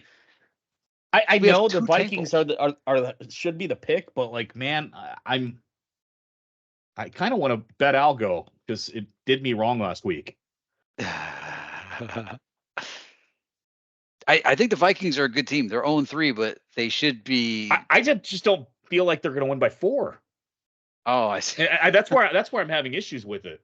Yeah. Because I mean, they're just falling behind these games so early on, and they're playing catch up all of these Dude, games. Like, but they're playing the if they're Panthers, bro. yeah, well, I mean, it's not like the Panthers are a complete pushover. I mean, it's they're both 0-3. Like, like it's so I just I'm gonna go with the Panthers on this one to cover. I don't think they're gonna win, but The I feel like this is gonna be a walk off. Yeah. Panthers are averaging 18 points a game. They've scored a total of 54 this year. Well, actually, okay. Well, the Vikings have only scored 69 points. I thought the Vikings scored a lot more points than they did. No, I mean, they got a lot of garbage time yards. Yeah. But I mean, again, like if they're not behind very much, maybe they take a walk-off field goal at the very end. But they got the if you look at, I mean, I'm not trying to, you pick who you want to pick, but going into the game, the 2 best players on the field are playing for the Vikings. Yeah, that's true. That's true. Do they have the best coach though? Well, I mean, who the heck is the And hey, Panthers? listen, hey, like I don't think we realize though that Andy Dalton was the starter in that game against the Seahawks. And they still Right. lost by 10. Like, and Bryce Young's the starter, and he's actually going to be playing this week. I'm gonna, you know what? I'm gonna take the Panthers. I'm gonna take it. Hey, you remember why? You remember earlier we were talking like, why did you pick the Panthers there, John? I literally, this is why I picked the Panthers. You bet because of Andy Dalton? No, not because of Andy Dalton, but because of Andy Dalton, but not because of Andy Dalton. I was at a wedding, and my buddy was big on Andy Dalton, and I'm like Andy. When it came to that game that week, and I'm thinking, Andy Dalton's like swaying your opinion on how you're picking this game, like. And so I was just thinking, but he's a sharp guy. He's really sharp. So I was thinking, I don't know, maybe he knows something I don't know. I wouldn't be picking the Panthers because of Andy Dalton. But it's because of the combo I had with him and how sure he was that Dalton was the X factor. That's why I picked it. It's literally because I was just like, wow, okay, Andy Dalton. I should have stuck with my own thoughts, but it's okay. Okay. I was just so excited about how convinced he was. I was like, yeah, you know what? I'm going with it. Fuck it, let's do it. But yeah, I should have stuck with my own thoughts. You bet against Gino. Yeah, no, I was bad. Yeah, I wrote did him it off. again. Yeah, wrote him off again. So, all right. But here, my pick here with these Vikings, I've been saying the Vikings are the best 0-2 team, the best 0-3 team. Yeah. That's why I'm going with the Vikings, because they're the best 0-3 team. And they're playing, and since we're in the battle of the 0-3s this week, and I said they're the best 0-3 team, they should be better than the Panthers, the Bears, and the Broncos. So, but are they better by 4? Good point. That's what we're talking about. Yes. Yeah. Justin Jeff, man. Justin Jeff. Well, that's one person. And dude, it's Kirk, man, Captain Kirk. You didn't sell me on anything. And you figure Madison. You and sold Addison, me on a whole bunch of yards and 2 interceptions, is what you just said. Madison and Addison have to show up at some point. Oh, and we even forgot about the tight end. So the 3 best players on the field play for the Vikings. Hawkinson. Okay. Anyway, hey, all it is right. what it is. I mean, listen, Adam Thielen is playing for the Panthers. Do you not think that this might be the Adam Thielen like FU game? Like, hey, listen, like I mean, you got DJ Chark, not a bad player too. Like, yeah, I could see this being the Adam Thielen coming out game, like scoring 2 touchdowns against his old team. Like, hey, you bailed on me, fantasy wise, he was the pick too. Yeah. On fantasy football, Thielen's been decent. Like, I mean, he's not been. I mean, I know it's Andy Dalton. It was Andy Dalton who did it. So, All right. Well, you went with Andy Dalton. I went with Captain Kirk and Justin Jefferson and T.J. Hawkinson and Addison and Madison. All right, I went with Adam Thielen, Miles Sanders, and Chuba Hubbard. Chuba Hubbard. Nice. All right, All right. we'll see. Now, so we just went through Tank Bowl 1. Now Tank Bowl 2. Broncos at Bears. Oh boy. I mean, that's like drinking coffee and sealing the shit smell off with a block of cheese right there. Yeah. So if I think that these teams are actually going to tie, that means the Bears cover. Yeah.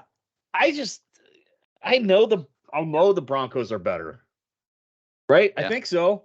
Yeah. But I don't know. They let a team score 70 points on them. I'm like, it's like but the problem is if KC kept their foot on the gas too, I'm pretty sure the Bears would have gave up 70 or 80 points too. Like, and that's where I'm having a hard time with this one because I don't think Justin Fields is this bad. Wow. But okay. I also don't think that. I mean, he looked really bad in that game. But like I don't know. I feel like the Bears. I feel like Justin Fields is playing for his job because if he doesn't win one of the next 2 or 3 games, like I could see them just saying, okay, we are officially tanking. Officially, you are done.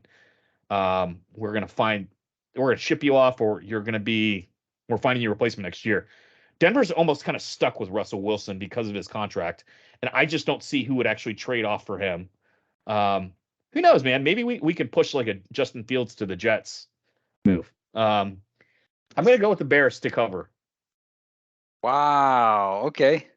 Well, I'm going with the Broncos because the Broncos got embarrassed and regardless of tanking this, that, and the other thing, the Broncos have more to show. They got to redeem their stroke more than the Bears. I mean, the Bears are in the bad house too. Whoever loses this game it's like going to be the worst press game. In fact, that'll be the nobody's going to want to watch the winners press conference. They're going to want to watch the losers press conference of this one. All right, but are we going to do this whole who's got the best players thing? Dude, Russell Wilson's maybe okay. Justin Fields is no, I don't know. Patrick Surtain's the best player on the field. Okay, I'll give you that, but like I actually think the Bears have a lot of weapons on their team. Okay, but dude, Justin Fields didn't even have 100 yards against the Chiefs. Even well, this with is the mighty time. Chiefs. Understand, like the Chiefs, outside of Blaine Gabbert's one interception inside the red zone against a third-string defense, the Chiefs has only given up one offensive touchdown this season. Yeah, wow, impressive. Yeah, that's amazing. So, like, I that's something that you really need to consider that. Like, everyone has been shut down by KC's defense. Yeah. So, but yeah, let's talk about this now. I know that the Bears have. See their depth chart here. Well, okay. Well, here's the thing. As you were saying that the Chiefs were being nice to the Bears and giving them nice garbage time, and they had 10 points in the fourth quarter. I mean, geez, what were the Bears' offensive stats looking like before the fourth quarter? I mean, I don't think Fields even had like 50 yards. Holy cow! Total. Yeah, like they were literally talking about how like that he had like 50 yards of total offense, the whole Bears all together by half. All right. Well, Cortland Sutton is better than DJ Moore, Cole Kmet, Chase Clayfield.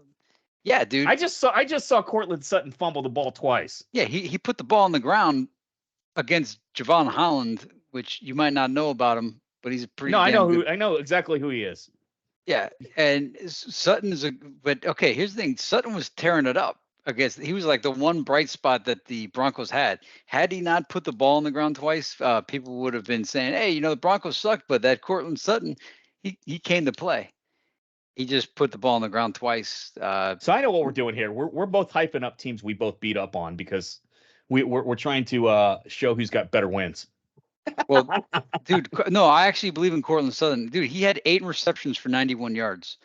Okay. And he's good. And Javonte Williams could have a good game. He has not had a good game so far this season. Right. So he's due. He's due.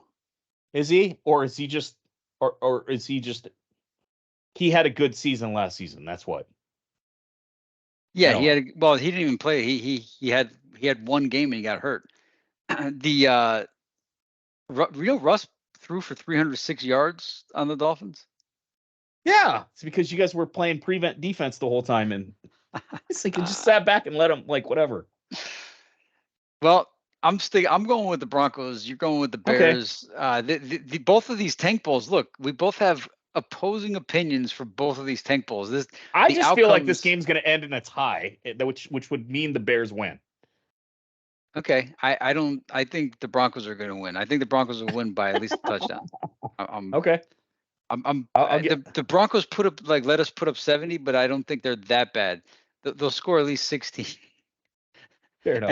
And how many points the Broncos? The Bears scored 10, right? The Bears scored 10 against the Chiefs. Yep. Yeah, and the Broncos put up 13, and they got 20 with a kick return because the Dolphins' kickoff team was so tired from running down the field after that. It was like their 11th kick that happened. Regardless, well, let's ride. I guess Let's ride.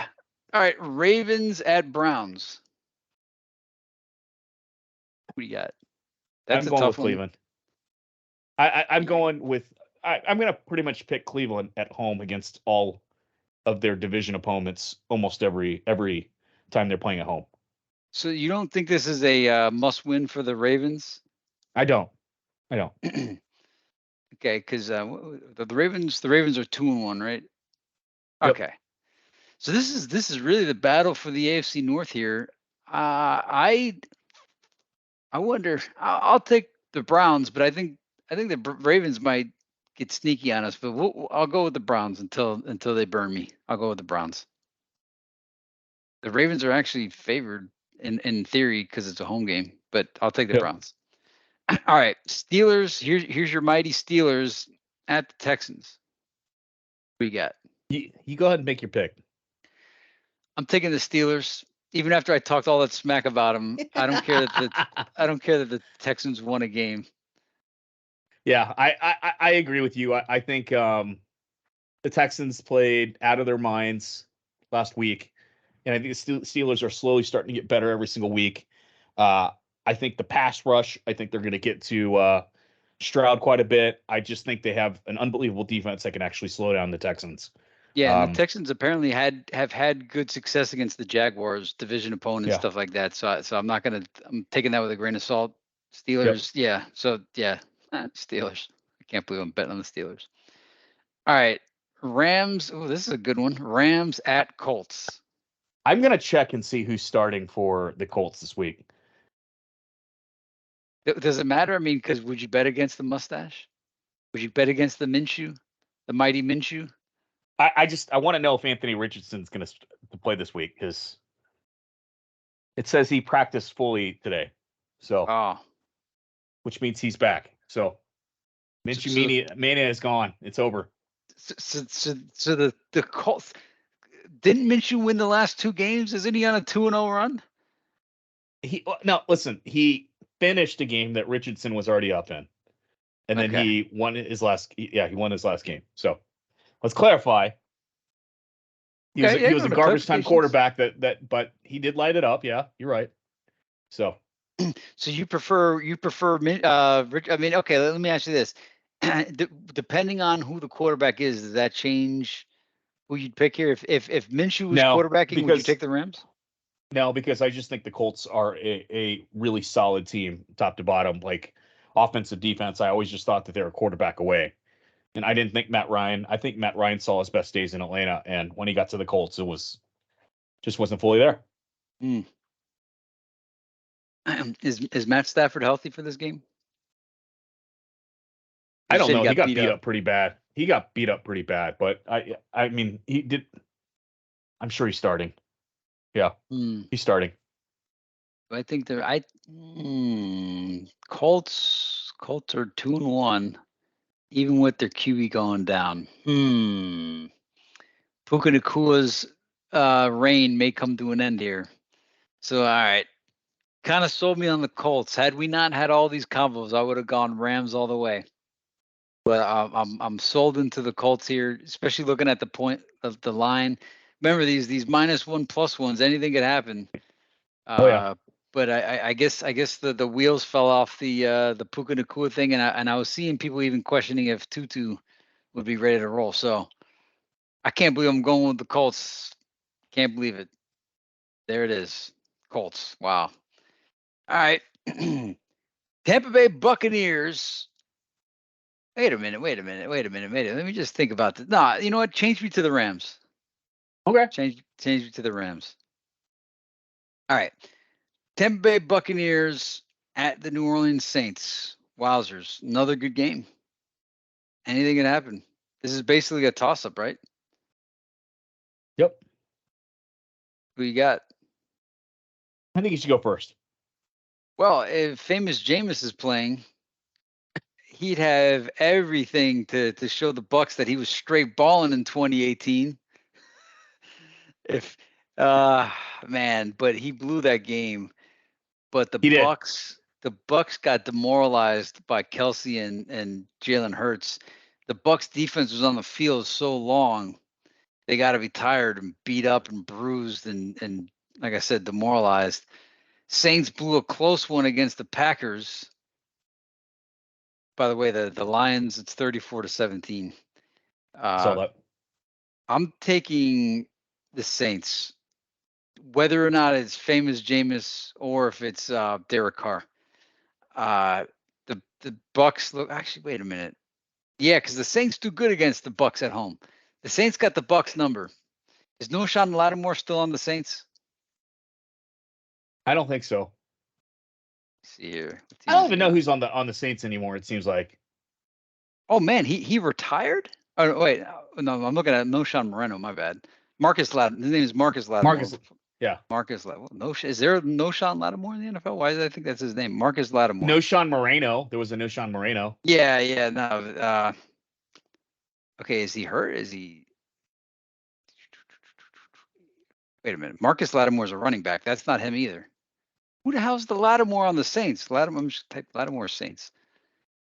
Marshawn Lattimore. I was calling him Noshawn. Marshawn Lattimore. That's the dude. Yep. All right. Marshawn Lattimore is on the Saints. So is he playing?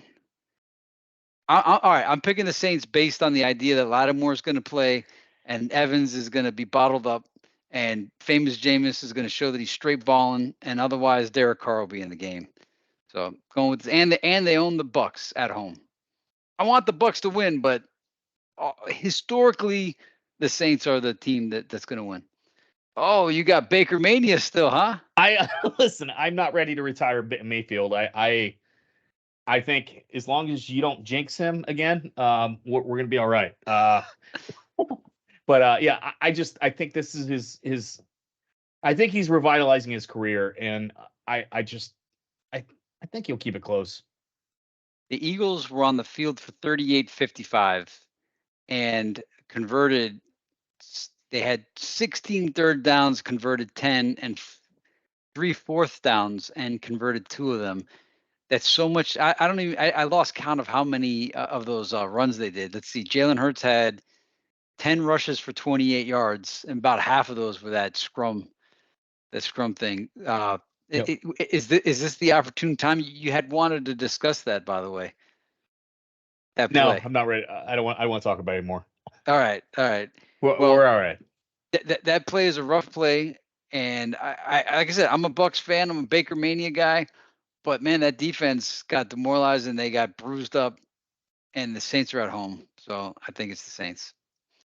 All right. I see this being a toss up. I can't read it, but you're probably right. But I'm going to stick with my gut. I'm betting on Mayfield. So awesome. Hey, I hope I'll be glad to lose this one. Anyway, Commanders at Eagles 8.5. Let's talk about the tush push now. I think the Eagles, win this game pretty easily. I don't like the way they win, but when the clock ends, the game ends, they win convincingly, it seems like, and they've got a great running game.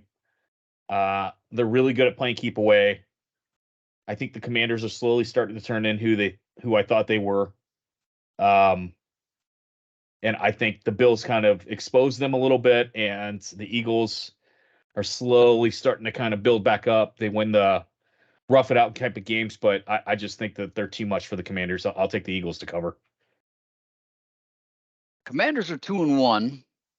Commanders could take the lead in the NFC East if they pulled off the shock of the century. They're a division opponent with the Eagles. I don't know if they're going to win the game, but I seen and Taylor Heineke, the legend of if the legend of Taylor Heineke was on the Commanders right now, I might even go money line Commanders. But 8.5 points is a lot. Last week I was going with all these crazy point spreads to pick the team to cover. Eagles just covered against the Bucks with Baker in Tampa and just blew them out the box. And what's to stop the Eagles from running their scrum again? Although I think they may not run it as often just because people are starting to want to take that away from them. Yeah. I don't think the Commanders win. I don't even know if they keep it close, but I'm going to go with the Commanders to keep it close due to all the factors I said. Plus, I think the whole algo is probably heavy on the Eagles right now. So, let's see. Let's actually check. Yeah. And I mean, dude, just due to the storyline, right? Right now, everyone's thinking the Eagles are just as invincible as the 49ers and Chiefs and Dolphins. Oh, dear God. Look at this algo. 82%. 82 on the Eagles, huh? If anything, just based on everything Tay Kim has taught me, this is a Commanders upset in the making. Now, I don't really understand this line because it opened at 7. And it expanded. It expanded. It got to 9. It's actually at 9 right now. Wow. This was 8.5 yesterday. So I think it's the algo is pushing back on 9. God, this thing's going to get to 10 or 11. Wow. I mean, man, this is the type of game that I would normally bet the exact opposite way. But I already wrote what I said. I'm going to stick with it. Okay, well, this is one of the ones you might even put an asterisk in that everybody saw the Eagles win in primetime, right? And Eagles won decisively. They dominated, so all things point to it, the Commanders upsetting. I mean, there's also a reality. The reality is the Eagles are the Eagles, the 3-0, they're the defending Super Bowl champions. And nobody, and I mean nobody, including Vita Vea, and Devin White and the whole Buccaneers stellar defense was able to even come close to stopping that scrum push, the butt push or whatever, the tush push. So why would I even think the Commanders stand a chance? I don't think they could stop that. But I'm doing this for the algo. I'm betting Commanders strictly for the algo, strictly for no one would see this coming. No one would see the Commanders in sole position of first place of the NFC with a win. So I'm going with the Commanders. Fair enough. Just to be Tay. That's my Tay pick of the week right there. Because I appreciate that, man. It's a preposterous pick. And that's exactly what Tay Kim would have done. So I did that. It makes all the sense. I just need to catch up on points because I fell so far behind last week. So, but yeah, I don't know. God, I'm tempted to switch this up. I might even switch it up before the end of this call. All right, let's move on. All right, Bengals Titans. Bengals Titans. Who you got? God, I don't like the way that the Bengals are playing, and the Titans are the type of team that are exactly the opposite of what the Rams are, right? They get into these really just ugly games that they play. and they win the ugly games, the ones that they play. And both teams are playing absolutely ugly. I think Joe Burrow is going to have a hard time in the pocket because Vrabel always has a good defense, knows how to defend this team pretty well. I worry about Tannehill a little bit, but we're also starting to get closer towards the middle of the season when we all know, whatever reason, Henry doesn't start very fast, but towards mid-season, he slowly starts breaking out, and towards the end of the season, like he's all of a sudden a factor. Like, I'm gonna go with the Titans with the upset here. Wow. Wowzers. Well, I might have too much faith in the Bengals given all their situations. But if Joe Burrow could come out there injured and put it up 49 times, if T. Higgins is behind on his contract year, I think T. Higgins might light it up. Eric Henry, I just feel like that Bengals coach is such a dink that he's got something for Henry coming.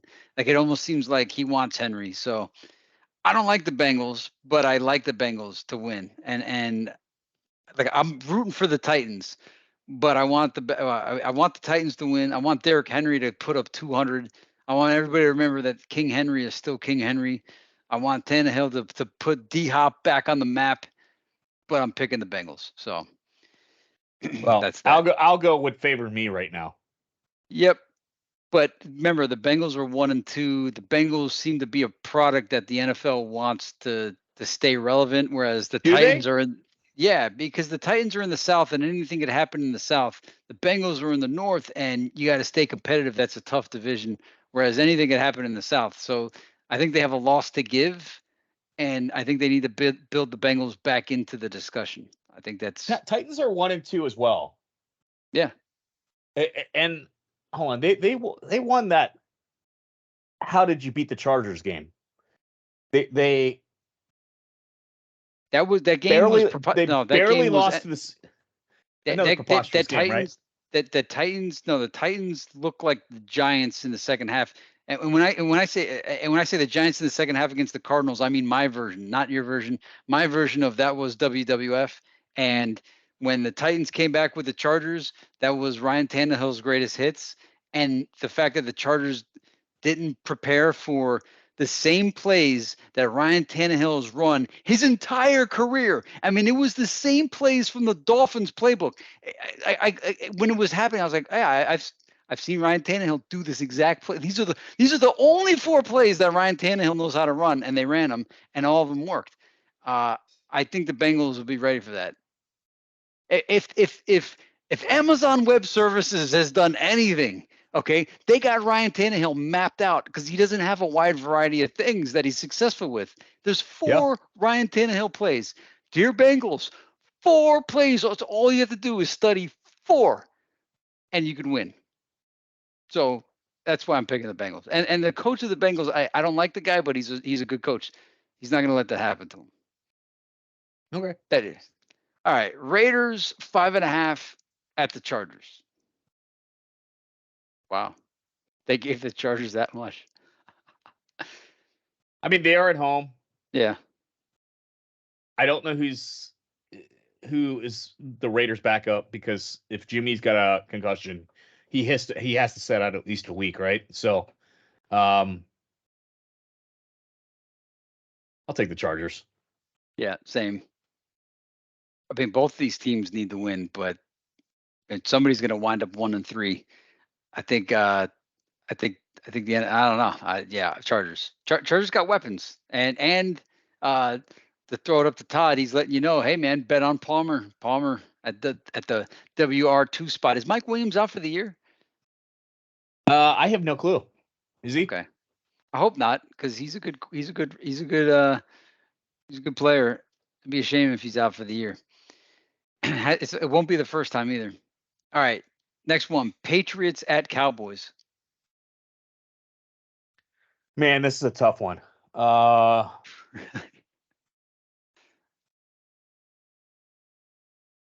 right, so this kind of goes back to the whole good teams come back the following week after getting embarrassed.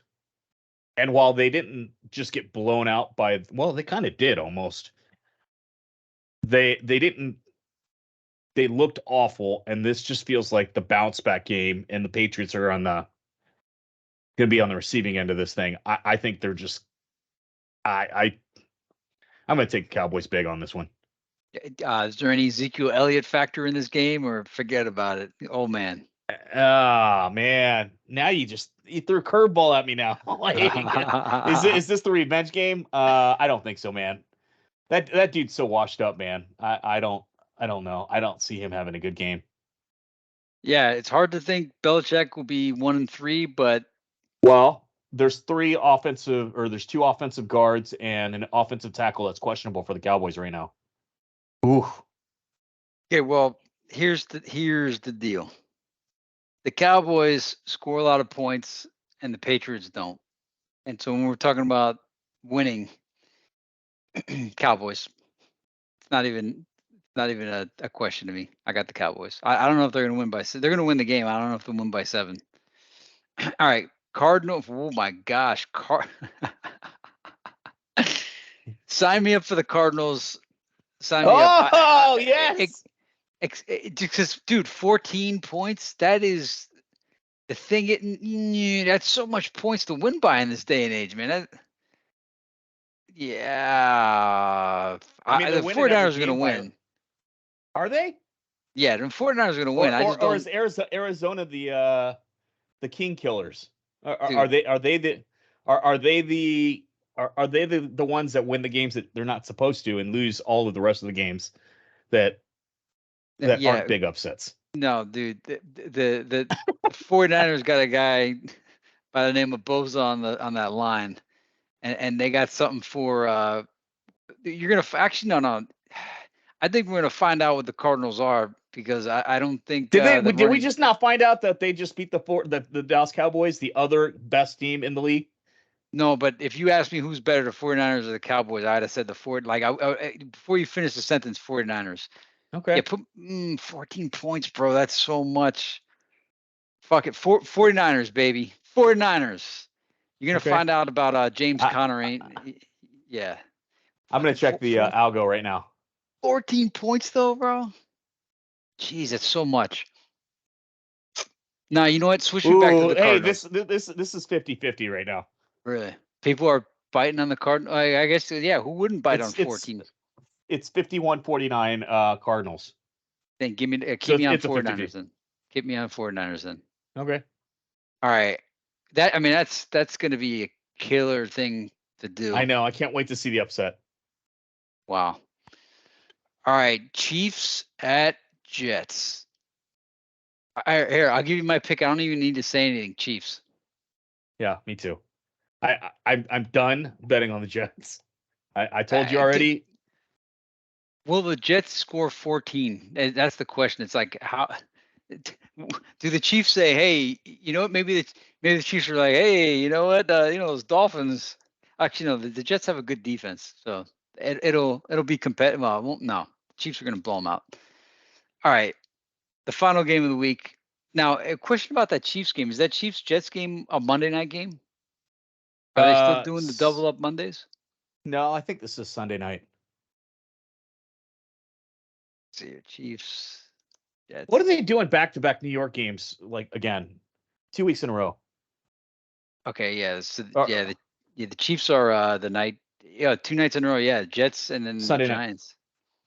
Night. Yeah, sign me up for Geno. Sign me up for. Dude, how is the point spread only 1.5? What is this? I don't know. It's preposterous, is what it is. That is, dude. How? Are the Seahawks 1-2? No, they're 2-1. Then what are they thinking? How are the Giants? I mean, I know they're not favored in the whole 3-point theory, but how is it that close? I don't know. So, there must be an injury. So I mean, they're implying the Seahawks win by 4.5. I don't know, but no, man. See, I don't even care. They're implying the Giants win by are better team at home. It would be -3 if. Or oh no, I see what you're saying. Yeah, you're right. You're right. Well, Seahawks. It's not even a question. Yeah, that's an easy one. Geno by 30. Yep. I guess Saquon's coming back or something, but it doesn't matter. It doesn't matter. Geno.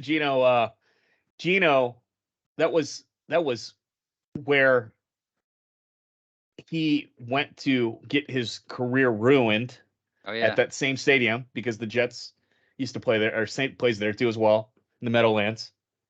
And he ruined Eli Manning's unstoppable streak. I think Eli might have played another year if he didn't get benched that game for Geno.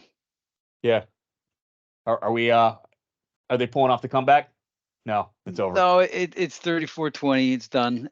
All right. Now, did you get to cover all of your talking point? You had a couple of scenarios you wanted to bring up. I know we probably went. Yeah, listen, I think the Eagles tush push. Just one last thought, man. I just think it's not rugby, right? It's just an awful play. It looks ugly. It's not cool. Rich Eisen talked about this earlier, and he said if they're going to just play rugby, why don't they just start throwing the quarterback over the line?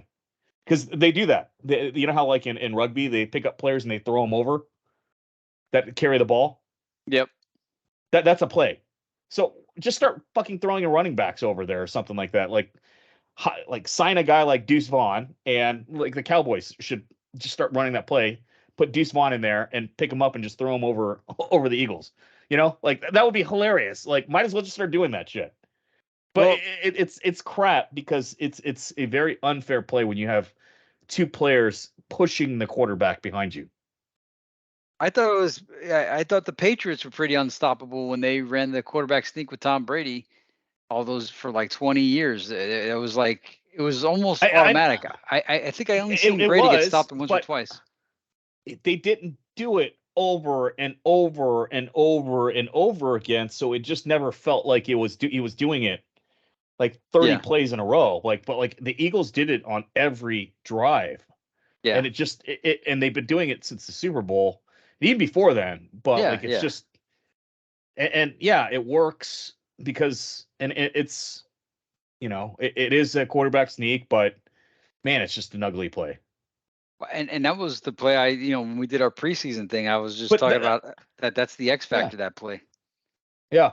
But like Brady wasn't getting pushed. He sneaked the 1 yard. He didn't have a running back pushing him into, right. And pushing and push. And here's another thing that was brought up too as well.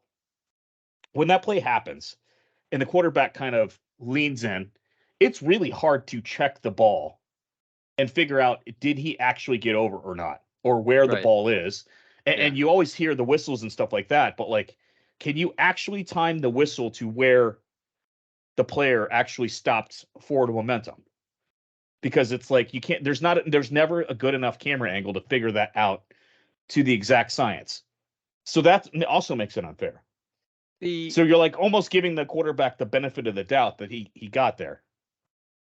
When I was a kid, I heard that the NBA competition committee, not so much in the rules, but like an accepted understanding that Charles Barkley and Shaquille O'Neal couldn't they didn't want them to really force what they could do. Okay, and when I heard about that, I thought like, man, that sucks. I really want to see if Charles Barkley could have been the most dominant at the time pre-Shaq, and then Shaq is so dominant. Imagine if they actually let him really play. But the idea was like, no, you think you want to see that, but it's just a massacre. It's a bludgeoning. If Shaq and Charles Barkley got to really do what they wanted, if they, if all things were equal. But then at the same time, you get to see LeBron James do it. Back to NFL, I see your point. Like, I mean, it's not my team, right? But I also think, the Wildcat came out and nobody knew how to stop that for 2 weeks. And then eventually some teams figured it out. And the Wildcat, had a little they've run. They've never been able to figure that the tush push. It's just BS. And you know what? Hey, listen, well, Patriots the Browns should be doing it every play because the football actually looks like their jersey. Good point. Yeah, well, to your point, nobody figured out how to stop the Patriots doing a lesser version of it, and the Eagles have a far advanced version of it.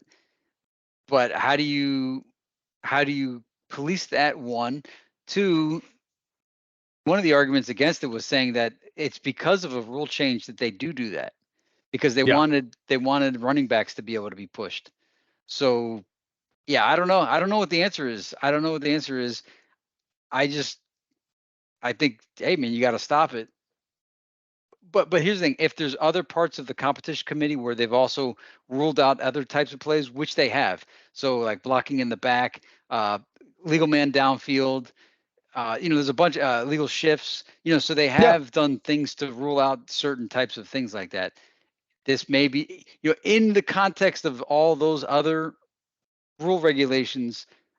Okay, if they could figure out a way to do that, because it's not like they're just singling out the Eagles for doing it. Yeah. There's a history of this to make it so that the game is fair and competitive. So either way, I don't care whatever they do. I think somebody needs to figure out how to stop it, but nobody figured out how to stop the Patriots. They're definitely not going to figure out how to stop the Eagles. So listen, I think if Jalen Hurts does that, he should no longer get quarterback protection. Okay, fair. Because you know how quarterbacks get extra protection? Yeah. I think that it should be no holds barred. And if they should be allowed to go helmet to helmet too as well on that play. Yeah. Yeah. I guess if you line up like that, then basically anything goes. And I mean, that dude, Jalen Hurts wears like, you could probably shoot a bullet at him. You ever see like how thick his protection is? Yeah. He's got like a bulletproof vest times 3. Yeah. But like, I mean, I think all bets are off. I think the safety thing should not be a factor on that play because they're actually driving that type of, the only way I could see stopping it is going helmet to helmet. Right. How do they stop it in rugby? Do they? Is there an answer for it in rugby?